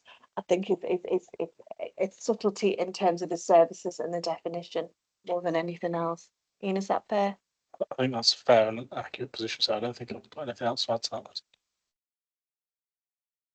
So I suppose I was going to give my report, but we've got an outstanding action on the board report for virtual ward evaluation. It'll come back in 2026, but I think it's fair to say that kind of our thinking has moved on from this. So virtual wards are expanding. So a good example of that is where children and young people are, you know, utilising virtual wards. So I think we are seeing it as an offer across, you know, our provision of service. So we're starting to think slightly differently. I wish we'd moved to a kind of a hospital at home type approach, and virtual ward seems to have been tagged with, you know, it's sort of an initial sort of iteration of it. But Kevin's got his hand up. Thanks, Chair. Just a couple of things. One's a statement. I'm getting the sense that our biggest risk of non-delivery against the standards is in the area of cancer. That's not to say there aren't major risks elsewhere. I was conscious that Kirsten came to present to the board 3 or 4 meetings ago with quite a comprehensive update. And I think it's your intention, Leslie, through QIPID to review where we are against, maybe through the lens of harm. But I just think it would be of good value, given that is the biggest area of risk, that it comes back to the board informally or formally about where we were against some of those quite positive actions. So that's just a statement or a comment. The second piece was, I've been in a number of fora now, or committees, where the implementation of Sheffield's EPR has been raised. I've been on the receiving end of implementing an EPR, and it's a very difficult and risky thing to do. But how are we assured that the risks, be they data quality risks, be they patient administration risk, be they risk to the appointing process, how are we as a commissioner assured that those are being effectively handled by the trust, because the implications of not doing so can be quite severe? So thanks, Kevin. I think on the APR, I've put an APR in as well, and so I do have a lot of sympathy. It's a massive cultural shift, and the logistics of doing it are challenging. I think it is being overseen by NHSA, but it is being picked up as part of the tiering conversation. So we meet with the trust every 2 weeks, and a big focus on that is they're actually reporting their data, which, to be honest, this far in is no mean feat. So their A&A data is pretty robust. They know they've got a duplication issue in their waiting list, so they're doing the rework around that. And they know they've got some training issues with some specific staff. So I think they are aware of that. I think the cancer stuff has raised an area of concern that I don't think they had previously, because I think they knew that was happening in the elective. But I was on, as I say, there was Kirsten on the call as the chief exec, the director of strategy, and the Q on the call yesterday, and we were all talking about what do we need to do to get this in a position that is the reality that we're managing. So it's a reassurance rather than assurance, but we are having that dialogue on a fortnightly basis to stay close. Can I say on that, just some personal experience, I actually think they've been less disruptive than many places I've seen. They are reporting. Many places I've seen have not reported for a quarter. So actually, because it's such a change. So the first thing is, I think they are on top of it. I was speaking to the interim chair last week about the amount of work that was going on to check on everything, and they're doing a huge amount. But anyone who's been involved in the introduction of electronic patient record will know the risks involved in doing it. Let me just add one other thing, Sarah, before we move on to David and others. I got a very clear message yesterday about the concern about cancer in Sheffield centrally. This is being seen as a major issue, and I'm going to, at the point where I'm going to ring the chair later this week to say there is real frustration centrally at how this is being seen.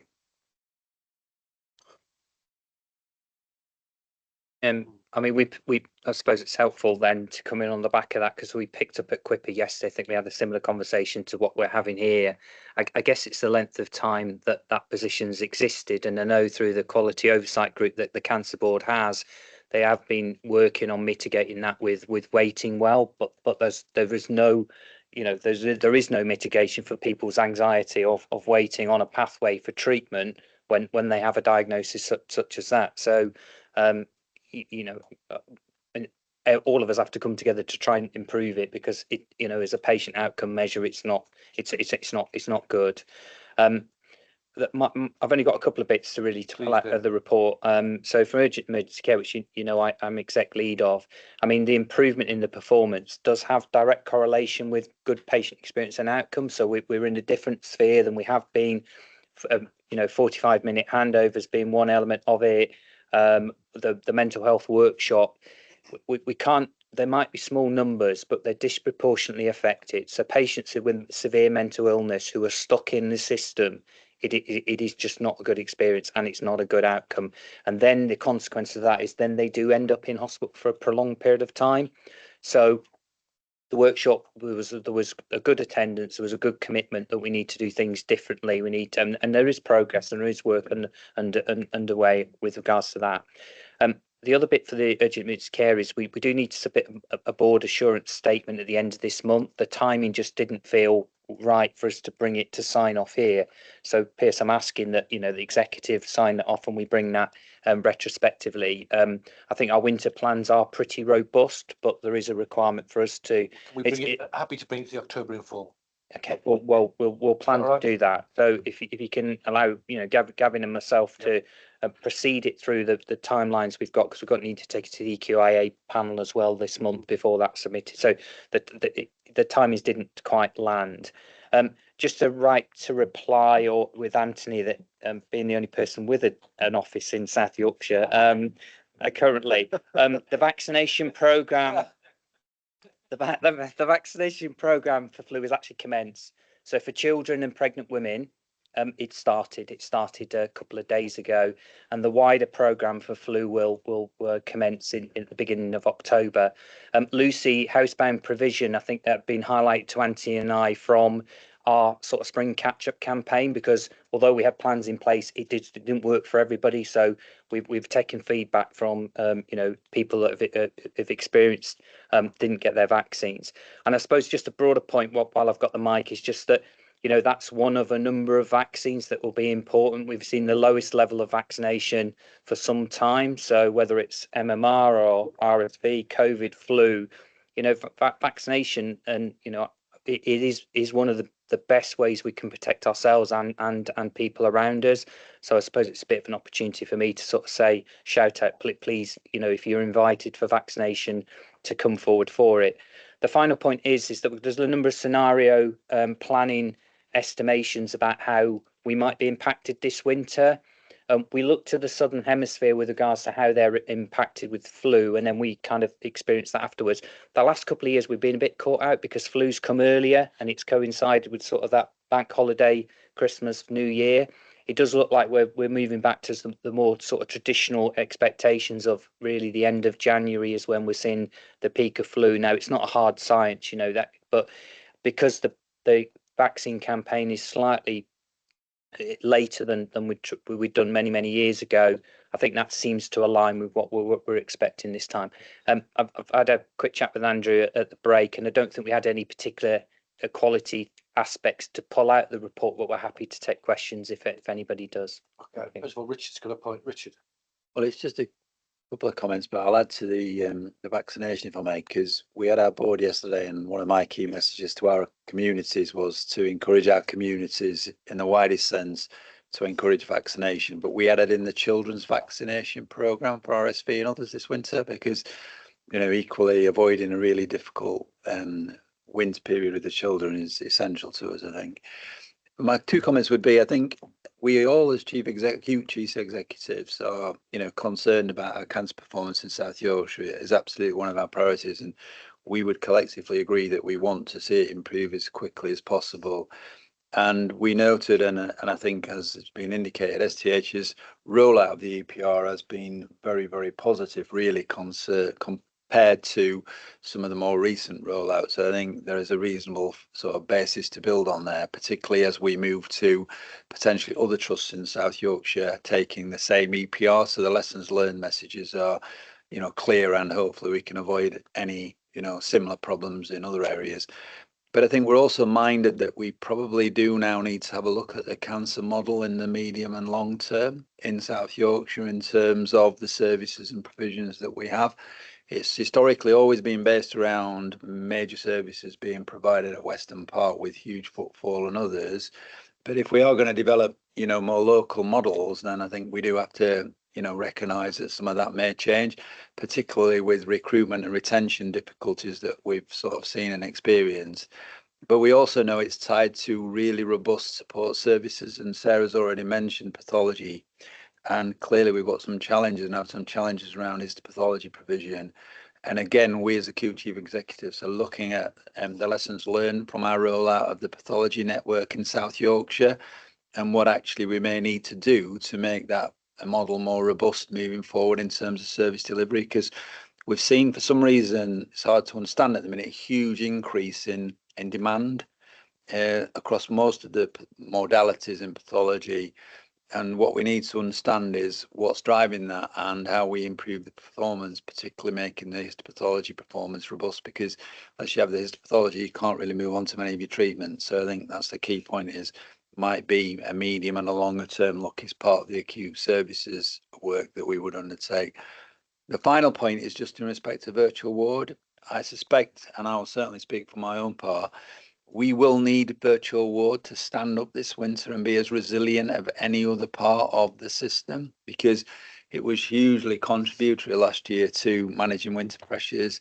We had up to 100 patients a day being supported in virtual ward. We'll need that this year because our bed bases haven't changed. And as Anthony touched on, there is no new money. So what we had last year has got to stand up this year. And so staffing or other difficulties, I think we're going to have to be absolutely all over and on top of, because without it, winter now looks really, really challenging, particularly if the flu season is slightly worse than Australia have witnessed, I think, in this period. So just those 3 comments from me, really. Right.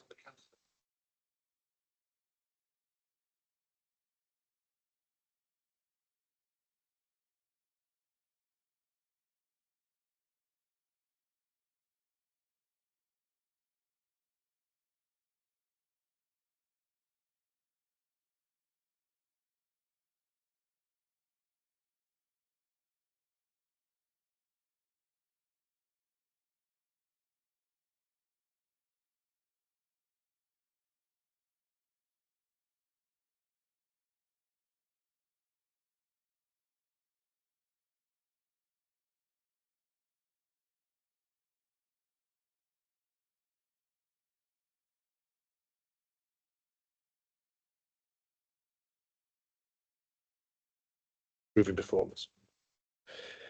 Okay, thank you for that. Finished, David. Christine, do you want to add anything on the staffing? Sorry, thank you.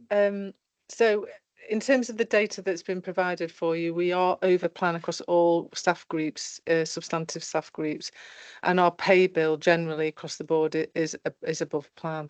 So I guess the question for the board really is, what are we trying to do about that? Because so just want to give some assurance. We're having a bit of a deep dive at System Efficiency Board around pay, just looking at pay bill in total, because there's something about the workforce plan and then actually what it's manifesting itself in terms of pay bill. So we're going to have a look at that just to identify that.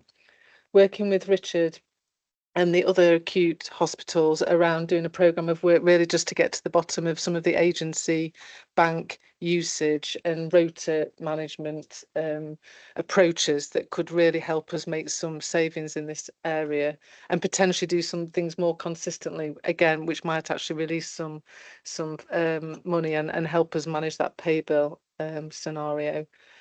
We're also doing some work on looking at sickness absence, because as I've reported before, we're not really shifting the dial on sickness absence. Whilst this report says the in-month levels are lower, the overall year to date is still above plan, and it's still a long way above where NHS England said that they expected us to be. We know that some of that is quite systemic and intractable, particularly in South Yorkshire with our population health. So we are doing some specific work looking at some of the learning from things like the Health and Growth Accelerator, where West Yorkshire and North East and North Cumbria programmes are focusing on health and care workforce as one of their cohorts. So we're meeting tomorrow and we're just going to have a work through there and say, is there anything we can learn from that focus that we could then play into South Yorkshire? So I just wanted to just provide some assurance to the board that we are trying to look at some of the root causes of those things, see if we can make a difference. Books.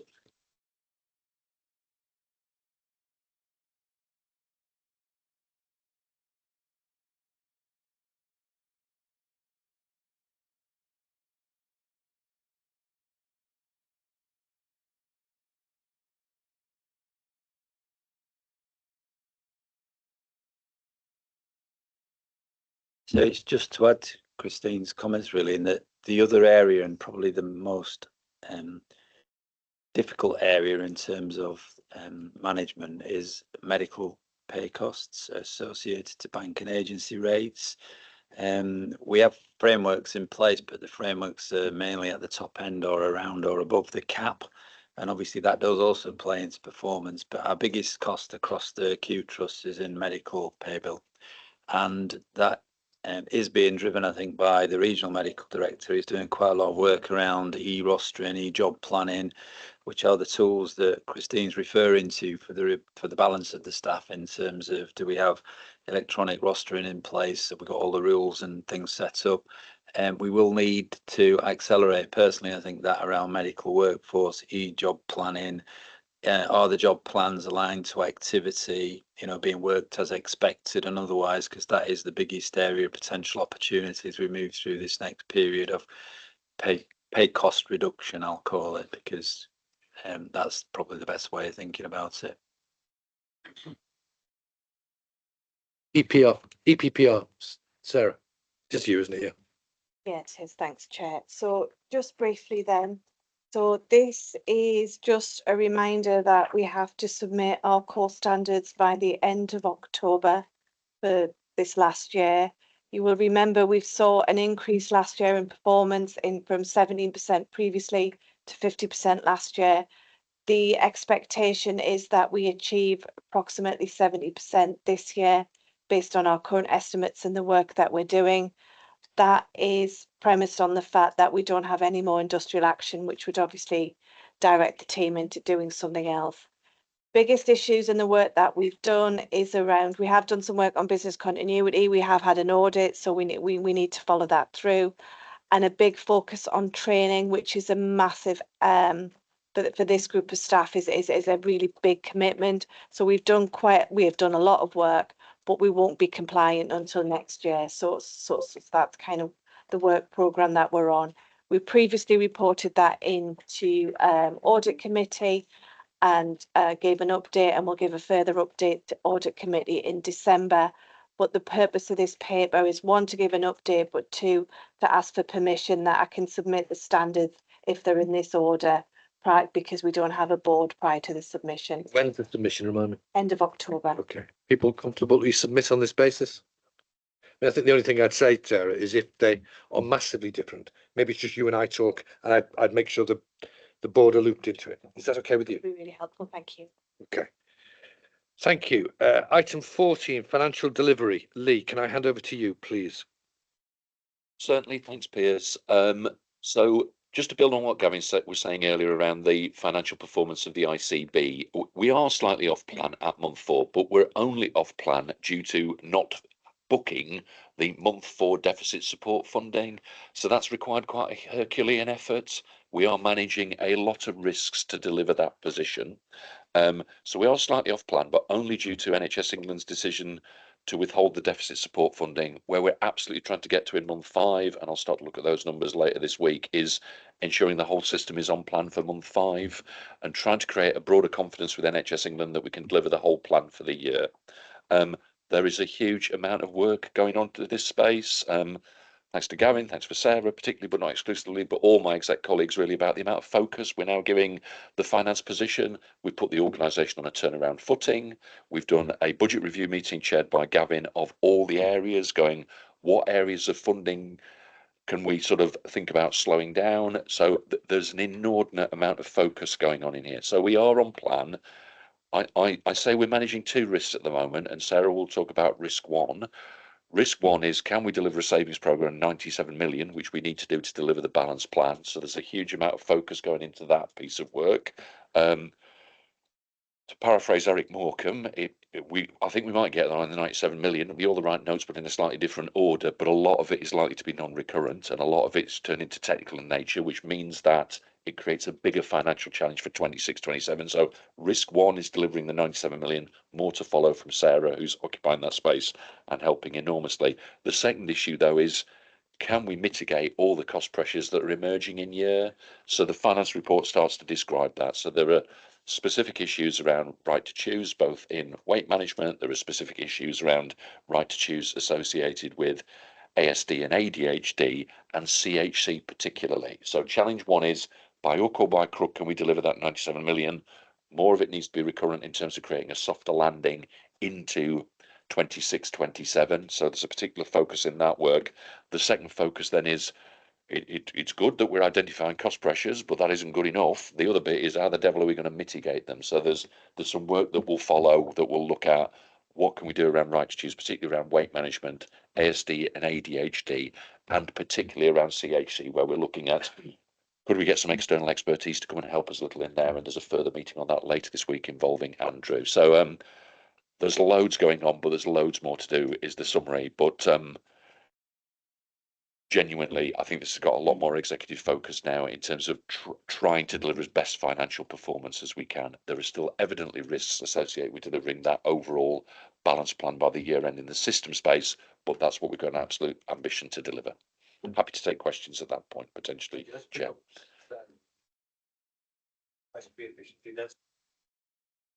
Sorry, because clearly we had a conversation with this at the turnover committee the other way.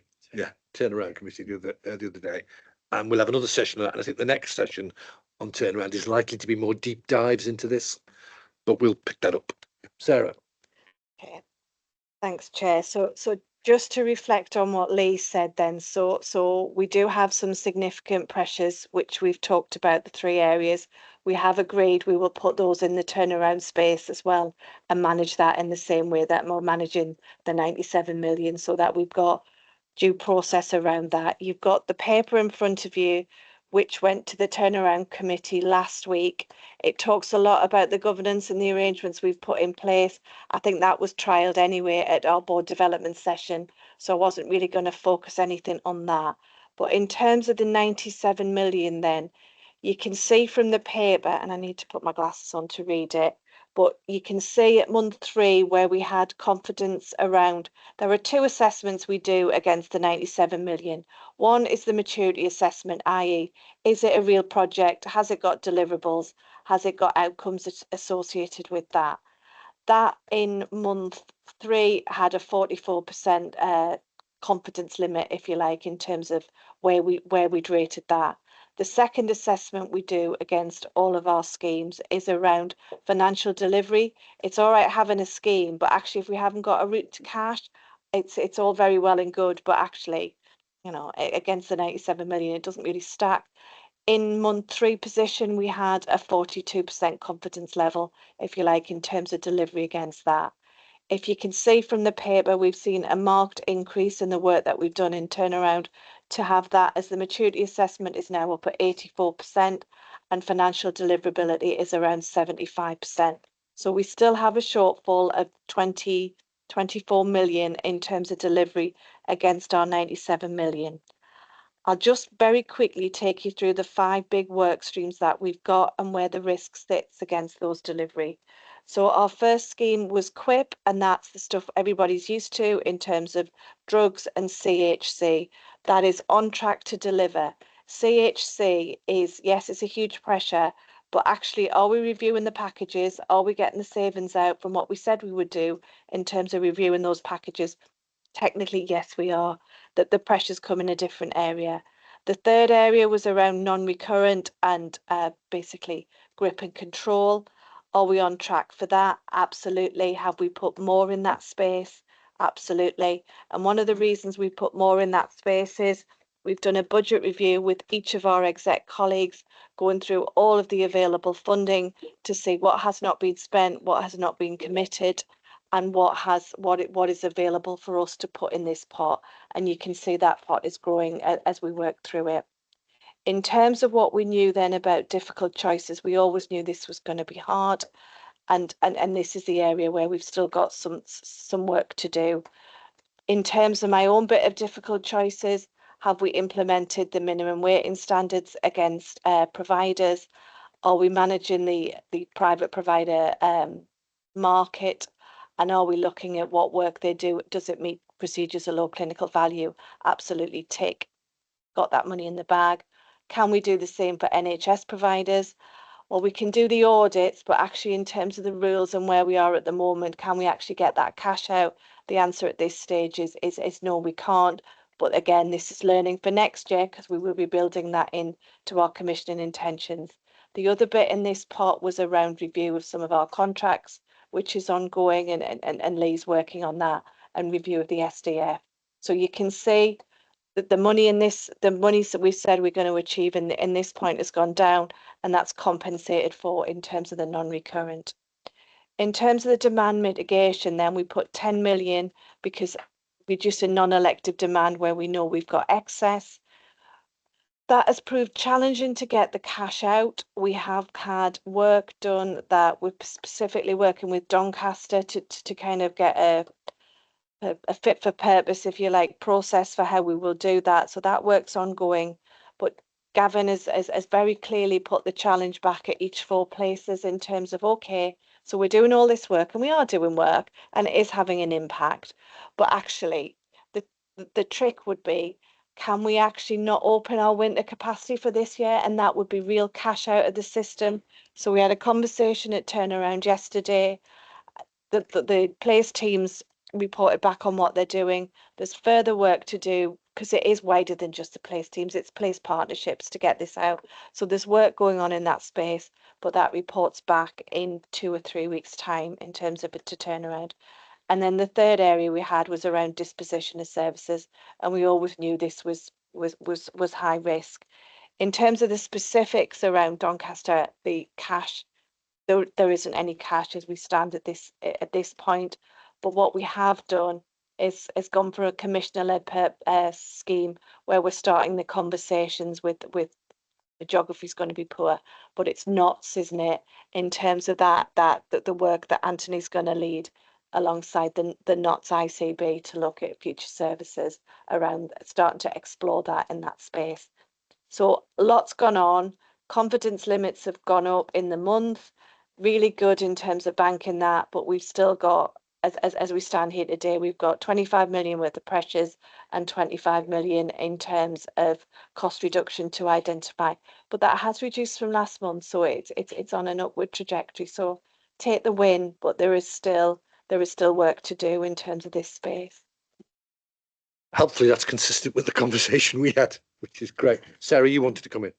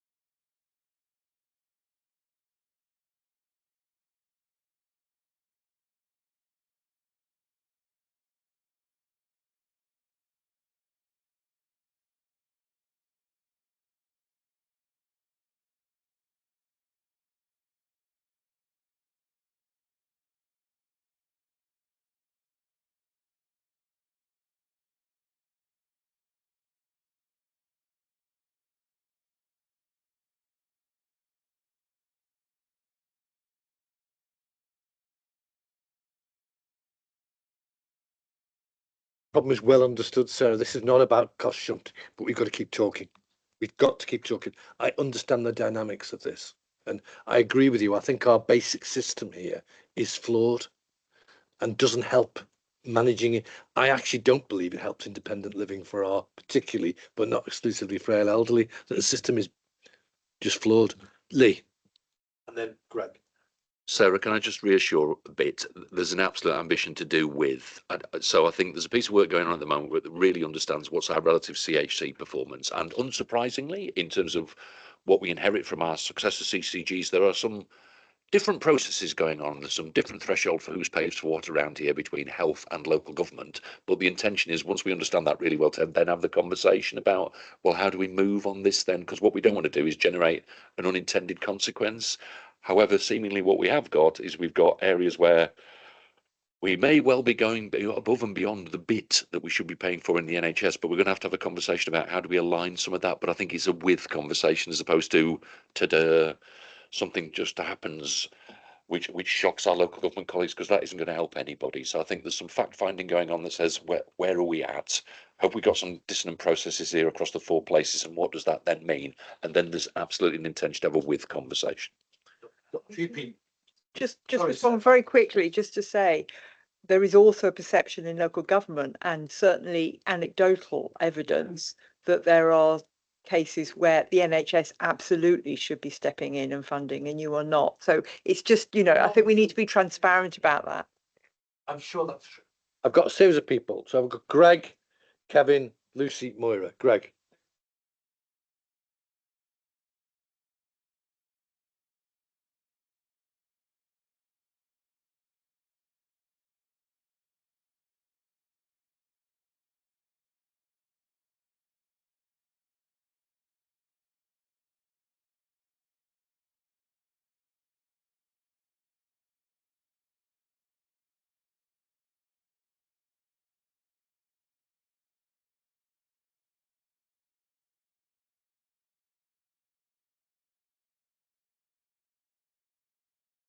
Chair, I suspect that Lucy and maybe Moira wanted to come on the back of the CHC discussion, and mine was a more generic point, so I'm happy to give way. Thank you. Yes, how did you guess, Kevin?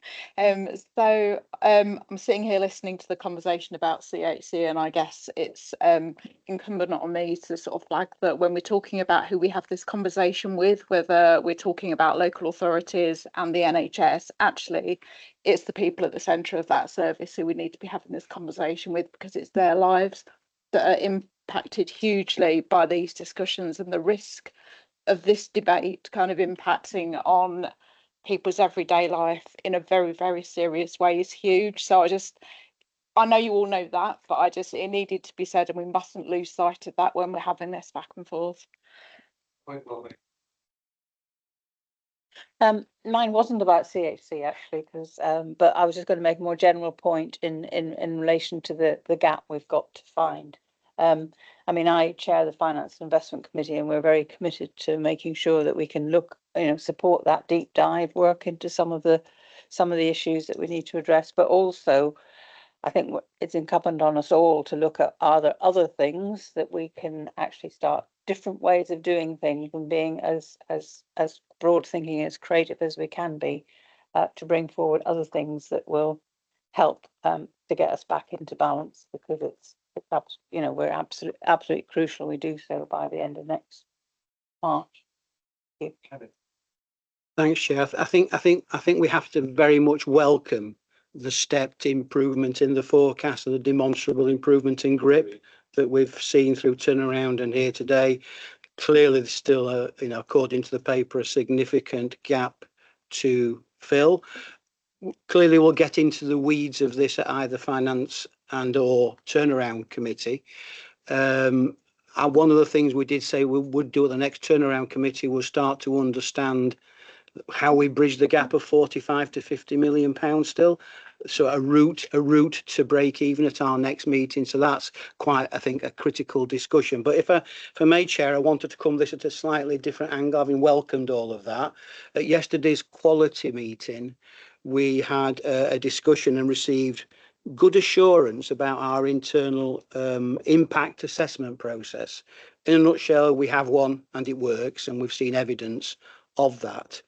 As at the moment, very few of our efficiency schemes have been through that process, and that's probably something to do with the timing of the work that we're pulling together. But I think we need to be clear as a board that unless and until that process has been completed, and that would include things that we're considering, the difficult choices of stopping things, as well as the things that we're not going to start, which may require a more nuanced approach. I think we need to determine that we need that in place. And maybe whilst Quippy will focus on, are we taking forward the appropriate engagement and consultation with the public of South Yorkshire where there's a need to do so, maybe at turnaround we just keep a weathered eye on, are we keeping on top of the process, not in detail, but to be satisfied that we've been through that process, because it does sort of play to Lucy's point about when we're making these decisions, we've got to very clearly understand what the impact is and understand it in some depth. It might be more obvious in areas such as CHC, sorry. Still important are the other things that we're thinking of doing where it might not be as obvious, but we need to make sure we don't fall into the traps. I'm recommending we pick that up at turnaround as well, Chair. So my comment really just sort of adds to some of the discussion, I think, in that there is the short term now of this year, But the reality of that is that that's this year, and actually we've probably got another 2 or 3 years of this sort of degree of challenge. So that work, including with our communities and partners about realistically moving into the future, with the acute services, can we keep doing the same things 4 or 5 times in slightly different ways? And is that the right and most appropriate message that we give to the population and the public? Because we've heard in all of the debates that we're doing things slightly differently that are adding to the complexity of the challenge. And that includes being able to offer patients different options for treatment in different places where that is more practical.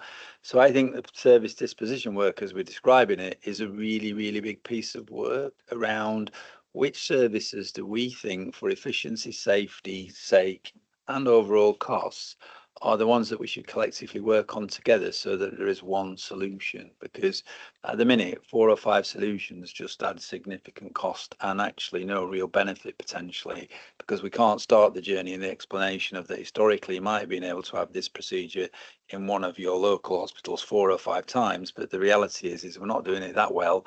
And actually, if we do it here and we do it properly, it'll be a much better service and much quicker, and you'll get the outcomes that you want. To me, that's the biggest piece of medium to long-term work we need to agree on and get started. You were set out a strategic commissioning agenda for me, Richard, for at least for acute care. Sarah, you want? Yeah, just to pick up the EQIA, because we have had some lively debates within the ICB. So we have a log of all of the projects that make up the 97 million, what their maturity assessment framework is, and whether they have or haven't got an EQIA. There is a panel being set up with Katie, who you met earlier, who is our involvement lead, and our PMO, to sit and go through them and think, do we actually need an EQIE or not? I have to say I'm culpable. I've implemented a minimum waiting times, and I've done that because it's national policy. But then Christine challenged me and said, well, actually, that still impacts on the people of South Yorkshire. So that is a very live conversation in terms of the ICB. Thank you. Just to respond to Lucy, absolutely right that, and all of our conversations need to reflect that whatever we do is impacting on people, and actually that money that we spend in CHCs around care and support for some of our most vulnerable within our community. So we have that, and it's reassurance at this point that we have that at the forefront of every conversation. We're trying to balance that with the pressures we obviously have to have the conversation around the financial challenges that we're in. And I think that reassurance will turn into assurance as we develop any work that we'll do. We'll go through an impact assessment process, and then we'll have to develop an appropriate quality assurance framework around any of the work that we're doing to measure the impact that we're having.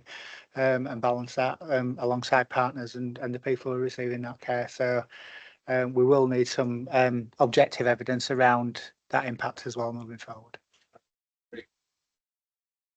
Just 2 points really, having lit CHC blue touch paper. Just in mitigating the cost pressures, the mitigation in and of itself doesn't have to be in that line area. If we've got unavoidable costs and we're delivering the right level of care, I'm not saying if we've got an emergent pressure around the field seat, I can't change national policy at the moment, therefore we've got that pressure, but we need to think about how we abate it. On CHC specifically, we know we've got a cost pressure, but we might be able to mitigate it elsewhere. So there isn't the intention to go come hell or high water, we'll hit the budget we first thought of. We've got reasonable foresight, but not got a crystal ball in terms of some of these pressures, so it might be possible to mitigate them elsewhere. And there's a do with conversation on CHC, absolutely, that we need to have. The second point really is just about the capacity to deliver all this work, which is normally Kevin's point. What we're now doing is we're coming up with 2x worth of work. What we're having to do is find a range of measures to stabilise 97 million in year, a lot of which is non-recurrent. But we can't drop all the other things we've been trying to do about unscheduled care demand management, about disposition of services, because it's those things that we're going to need to create a recurrent effect into next year. So there is a genuine, at the moment, capacity issue about delivering the in-year programme whilst building the capability to deliver that recurrent effect into next year around unscheduled care demand, about disposition of services. So that there is a lot of work going on in this space, and I am very concerned about capacity to deliver contingent on organisational change and other issues, not bleating about it being impossible to deliver in-year financial performance, but it is impacted upon about the ICB's capacity to deliver some of this work. We had a conversation transition committee 10 days ago. Was that said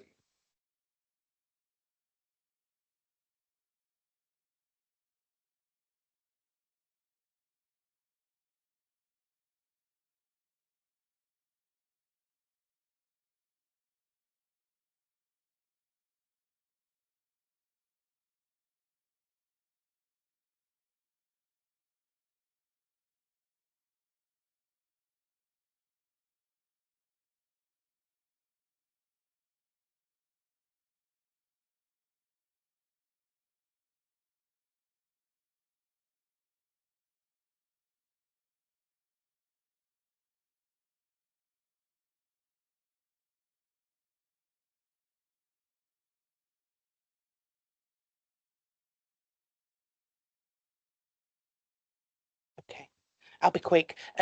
Support that, Piers, and we are having that conversation all over the place at the minute. Just wanted to support what Kevin said in terms of the EQIA process. I think we've picked stuff up at Quippy already.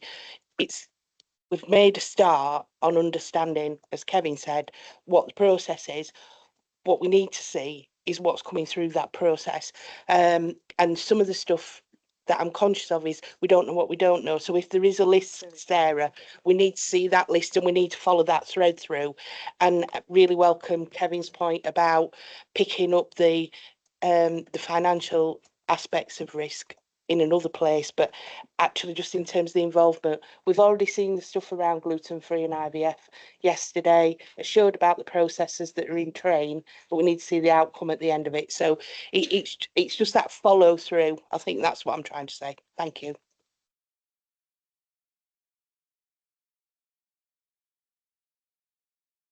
Up and turnaround, but also I think I'm sure we'll have a discussion or informal in October, and it'll be a discussion at every meeting going on.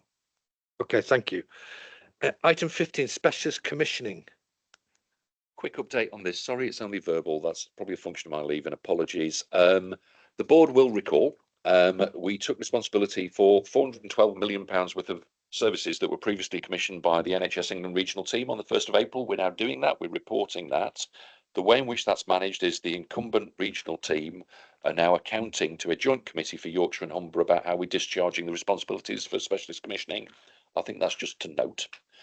The next bit, however, is we obviously need to improve our reporting on this about what's going on in that service portfolio. So what we started to develop in that Yorkshire and Humber subcommittee is a sort of highlight report that comes out on a monthly basis.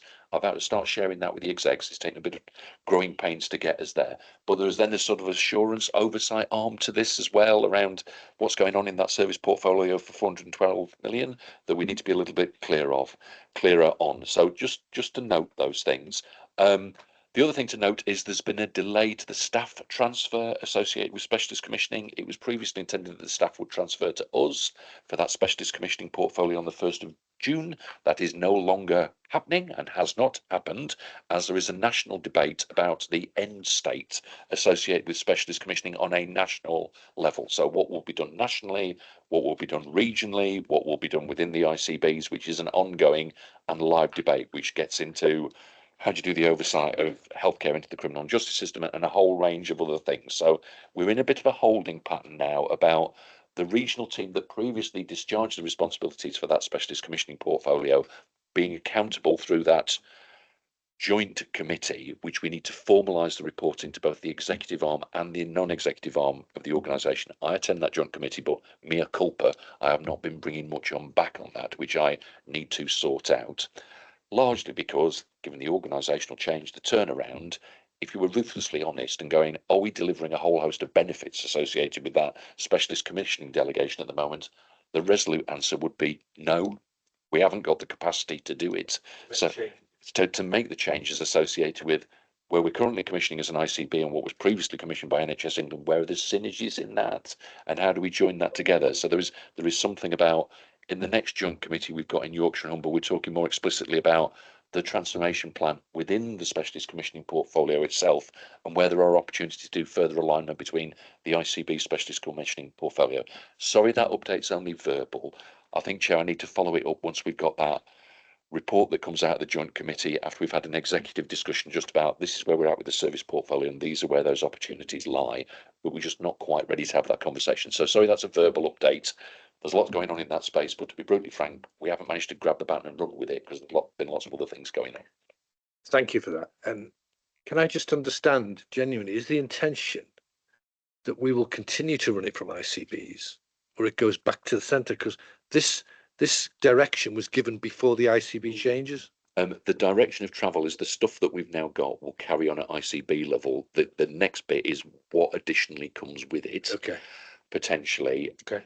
Which we don't quite know. So the board may recall there was a long and difficult conversation with NHS England colleagues just about what was the retained bit versus what was the delegated bit, and as a consequence of that, could you come up with two completely discrete and separate teams to run both of those things? That's now under review alongside the bit that's continuing to be retained, where there's an ambition for us to do more of that commission. Okay.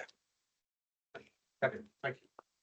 Thanks, Chair. In the absence of, I think, the established reporting flows that you've referred to, Lee, how are we, if indeed there are any, capturing any risks or issues relating to those services we were responsible for from the 1st of April? Are we capturing them anyway? They are being captured, Kevin. The missing bit of the audit trail chain is just bringing that back into the executive and non-executive arm of the ICB, given we've been doing it since April. So that's all being captured in the joint committee. I just need to slicken up the reporting mechanism out of the joint committee, both into the executive and non-executive arm. So it's being done, but you don't currently have sight of it. Okay. Thank you. So I think, and that would be for all ICBs, not just ours. Yes. Sorry, just to be clear. Yes. Okay, I think that's to come back. Yep. That's to come back. Thank you. Sorry, it's just, Sorry, David. it's just that I suppose looking to Anthony as well, he might be able to help me. We were expecting that other delegation would come down, so screening and immunisation, but it's all gone quiet there, so we're not quite sure. One thing I did spot in the 10-year plan, though, there was a kind of a throwaway statement that everything would be delegated other than it couldn't be. So I don't know, that seems to contradict what the conversation we're having and the actions we're seeing. But I guess just to make that point that other areas of delegation were proposed. Anthony? So I wish I could help you, but at the minute it's very much a hiatus in that conversation. I've raised repeatedly with ourselves, and the other ICBs have raised this repeatedly. We are going to re-engage the conversations that we were having before the announcements around the ICBs with NHS England and our neighbouring ICBs, and look at what a proposed model might be. I'd be wrong, though, not to note the risks to that hiatus, which is, you know, as you alluded to earlier, Piers, people are leaving from NHS England and these teams, which gives an immediate risk to the operational delivery, which we've already said how important that is over winter, but it also then impacts on what a future model will be as well. So it's not without its risks, this, and we are pushing as ICBs that we get some clarity. We were promised as chairs yesterday that the work on the model region, as it's called, will be with us in 10 days, which ought to cover this stuff, because I still don't know whether their intention to further delegate is still there. I genuinely don't know, and I don't think we can prepare for it until we see that.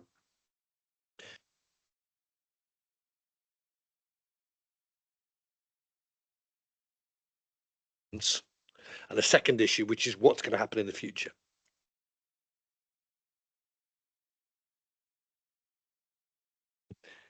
Thanks, Chair. Noting the time, I think I've got about 15-20 minutes. No, you got this paper. no, No, you had yeah. 4 at least. I'm only sorry to have wasted time on that little frippery. But anyway, I take the report as read, but there's 4 things. 4 things I just want to tease out. There's the usual update on core corporate activities that are set out and summarised within the paper. Second piece is and thank you to anybody who's actually pursued the links and looked at them. There is a really significant batch of reviewed employment, ICB employment policies, which are presented for ratification. They've all been through due process. Yep. The third item is, and we've referenced it throughout the meeting actually, the establishment of another committee of the board, the turnaround committee. The terms of reference are presented within the bundle for the board to approve. And the final thing just pertains to the specialist commissioning discussion. As actually a constituted joint committee of this board, we will close the loop around the minutes coming here formally as part of the for information section. So notwithstanding the executive, non-executive kind of discussion about reporting, the minutes will come to this meeting in future. So I would expect those to be in the next public meeting, including the escalations to this board, which will pick up some of the major risk issues. Thanks, Chair. Helpful. Thank you very much. Anything people want to pick up there, David? I just don't want this to slip through under the net. So, Greg, we have got the response framework for health protection and infectious disease within that pack. So I didn't want you, but there is a separate governance document that will accompany this, which I think is additional to the responsibility. So I think this is us. This is the first time we've had a policy on this as an ICB. So just to draw that out. Thanks. Thanks. I'd missed that. So thank you for pointing out. I shall read it very carefully. Cheers.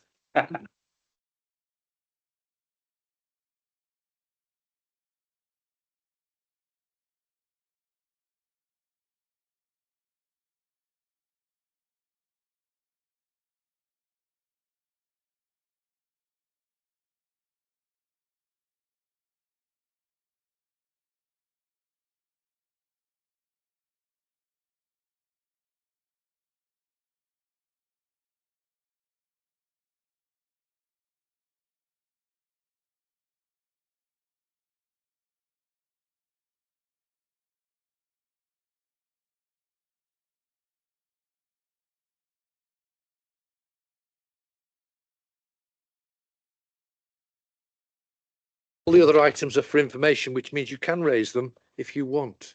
Did I get the tone? Did I get the tone right there? Thank you very much. That's to close the meeting. We have no private meeting. Thank you very much for attending. Those of you who want to get away for 12:15, you've got a bit of a gain.